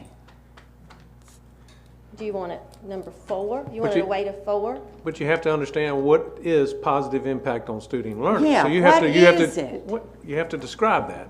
Yeah. And so there's a lot of things that go into what is positive impact from the environment that So we they're. have definitions of those, Right. and through the budget committee, every Absolutely. budget committee member was provided with a definition page. I created budget books for all of the board members, and I sent you those documents every time we had a meeting. So you have those definitions, so you should understand what the impact or positive impact on student learning experience is. Kelly, let me ask you something. Since the budget has already been voted on, I really feel like this is great for us to maybe look at these objectives again to see how that they're weighted, but I'm not so sure with everything else we have on tonight. Is that something that we could do at another time frame? So we've talked about this since I first presented a calendar to you guys. Right, but I mean, are we going to re-weight all these tonight? I feel like it's important. Tonight.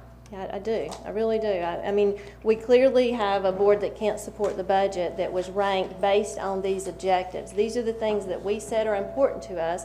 We also aligned it with our strategic plan. Well, you just have to remember, though, it wasn't just the board members that were in there. So we were one person that was in there. I'm not saying that's a bad situation. I'm just saying it is what it was. So if I would have thought myself something needed to be rated a 7, and this happened several times while we were in there, instead of a 6 or an 8 or a 10, my opinion didn't so much matter. You know, it's what that group came out of. So I'm not so sure that us going and changing these weights tonight, you know, will you go back through that again next year when you said, let's make sure that we're all aligned to these objectives and they'll get changed The again? board sets the objectives. Yes, we have to set them now for next year. But we Why wouldn't we set them before we start the process next year to review? We changed some of those in that room when we were doing. No, we did not. Well, maybe we changed the order of them. I'm not sure what we did. So nothing was changed. No, nothing was changed. We might have added a footnote on the definition to clarify the definition, but we did not change these objectives. So we just changed the rank. order of what the actual item was? No, we did not change the order. Well, so how did they get changed? How did they We come? did not change them. Okay. The only thing in my recollection from participating at the one meeting, Sorry. was the risk analysis at the end. Oh, the If risk pe- yeah. If people made a case and the whole group said, oh, yes, that became an important element for that particular item before you. Sometimes that shifted. But that was the only thing at the end. Everything else followed exactly the objectives and the weighting. Right, so I understand the question now. The objectives did not change. They have not changed. We didn't change their order. The priorities, the items, the budget request did change if the risk analysis said they did. And everybody in the room, again, that's what the committee does, is we bounce things off of folks, we talk about them. Ms. Carpenter, is passionate about her items, but she's 1 in 35, and if she can't convince the group, then we move on. And every member in that committee needs to be sharing and talking about their concerns. Well, I think we all did, if wherever we chimed in at, but it still didn't matter, if the rest of the group decided that, it didn't matter. If I said I thought something should be a 9 and the rest of them thought it should be a 5, it became a 5, Well, I'm not sure. So Ms. Louder mediated a lot of those conversations, and I was there in all of those conversations, and it seems like we would go from 9, somebody would say 9 and somebody would say 6, and we would enter somewhere in between there after a lot of discussion and debate. And that's just the way we get to a compromise. That's not an argument. That's exactly right. You're exactly right. But I'm saying as an individual board member, if you truly did have a legitimate area that you thought, as Ms. Carpenter does with the vegetables, as we all know, or anything else that was in there, as a board member, we're not going to sit in there and say, we're a board member, this should rise above or go below or whatever. It was what the group is, and that's the process. It was the process. But it didn't mean it supported or validated your own individual thoughts as a board member. So I think that's where some of that, becomes. And then, of course, it's not only in trying to talk that committee into if there's something that you think is different. Now we get here and we don't all agree on some of the most important issues. So, I'm not saying that the whole process is a problem. I'm just saying that sometimes what the committee's objectives and the outcome of those may not align with the board once it gets here. So I'm not really sure how we do that. It's not that it's a flawed process, but I think I tend to agree the weights could make things so much tighter that something goes up or goes down, with that little bit of Let's get those area. fixed. So we're on impact on student learning, and we have that at a 9, because this is really important to the future of our budget. So impact on student learning is a 9. Where do you think it should be if it's not a 9? Ms. Klutz, you're making us uncomfortable. I'm You're sorry. putting our feet to the It's really fire. You're important. making me make a decision and actually stick to it till next year. I'm not joking. This is really important. This is incredibly important. Of course it is. We'll just email you. Can we email you and kind of come up with this? Yeah. And I think board members are something that we need to think seriously. We go and gather, Dr. Louder and his team went and gathered all this information for the strategic plan feedback that you wanted. So we have all that feedback. We have all this feedback from the school improvement teams, and we have all this feedback from the committee members. And what good is that data if you say you don't trust it anyways? So we have to keep thinking we're asking for the feedback. We get it. We may not always like the way things are organized. There were times when I got frustrated in board meetings in years past. I'm a technology professional. And I would be in there saying, gosh, why can't you see how important this piece of software is? I would go into the risk analysis, contribute to that. Sometimes people would kind of see my thoughts, Sometimes they didn't, but that's where it ended up. So in the end, you have to think of, are you supporting the committee and the group decisions and all those different viewpoints, whether it be principals, teachers, other staff members, or do you still want that one thing that you want? So I know it's hard. I've sat in there, it's been painful sometimes because I want to say I'm a board member and I want my way, but I was one of 30 or 35. So. Yeah, and it's painful for all of us. Don't think that we just, we live to make lists that we know that aren't going to be funded. But we do believe, I think, we've talked about it over and over again. This list of objectives have been with us for about 8 years. It's been modified slightly over time, but I don't know, there was nobody in the committee that believed that safety wasn't the most important thing to our students. There was nobody in the room that believed that student learning wasn't the next thing that was the most important to us. And then going down to recruitment, morale, and retention of employees. Next being a positive impact on equity, and then following that would be life cycle cost, return of investments, replacement cycles, efficiency, sustainability, and recycling.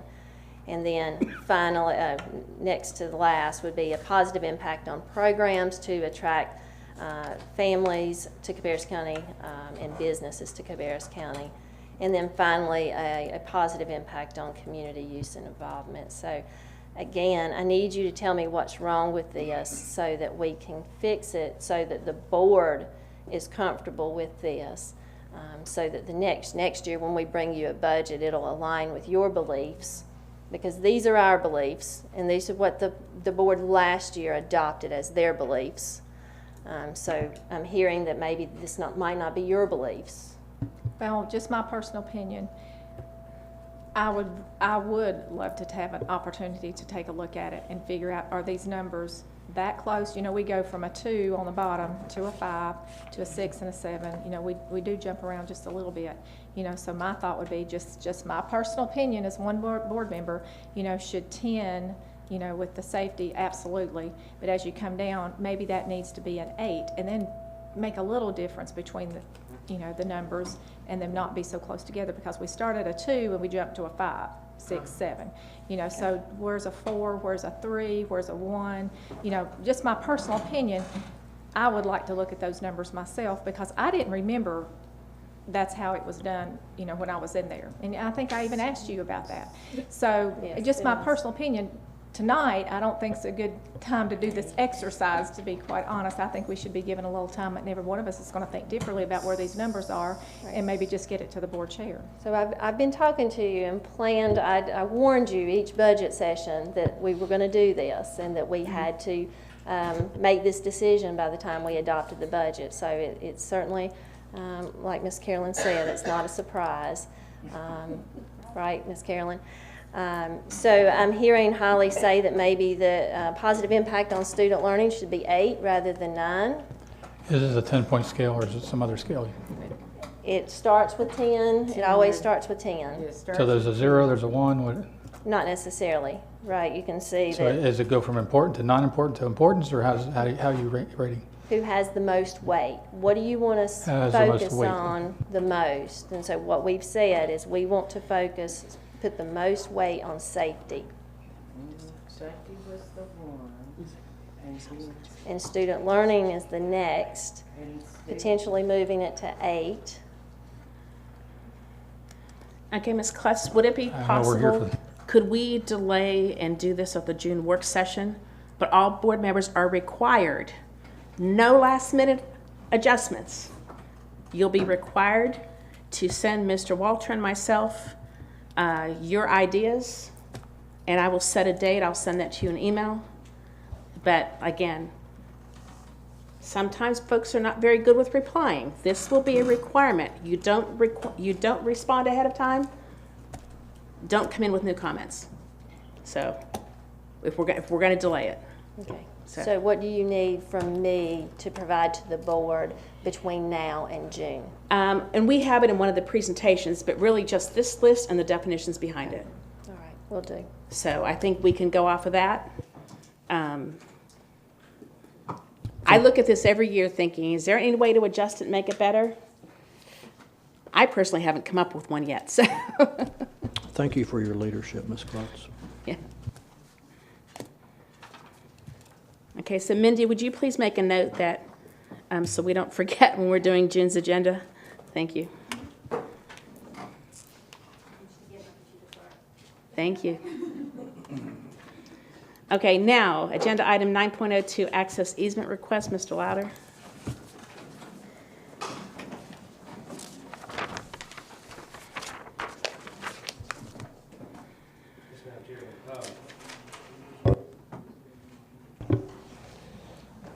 As stated in the board agenda item, the town of Mount Pleasant has approached us to, they have been utilizing a driveway on the far western corner of the track at Mount Pleasant. It used to be the high school track and the middle school track, but actually the property is on the elementary school property.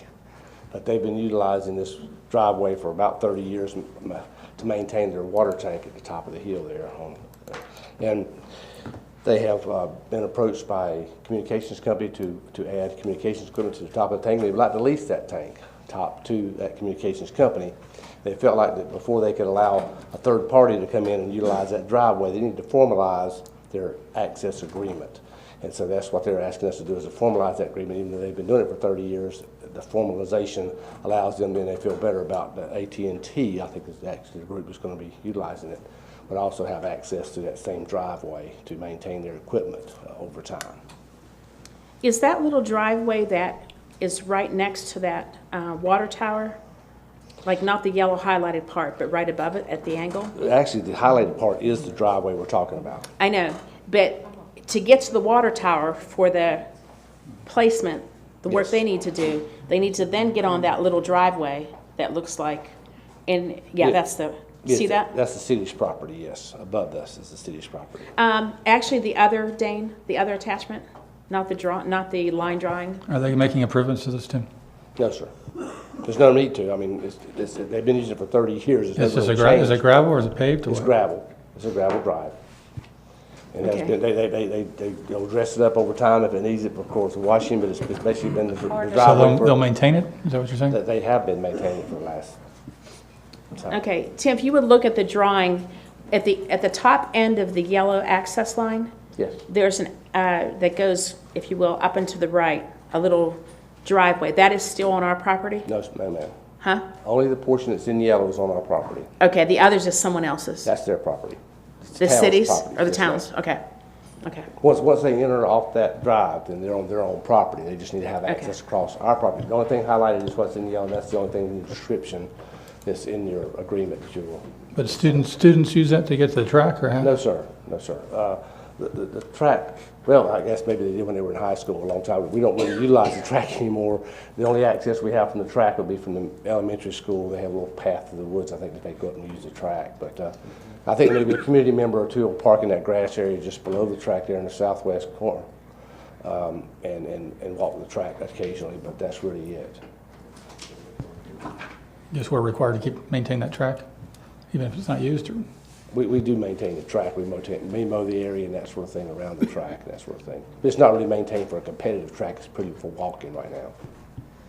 Was it a middle school track or what was it? It was a middle school track before we moved to middle school.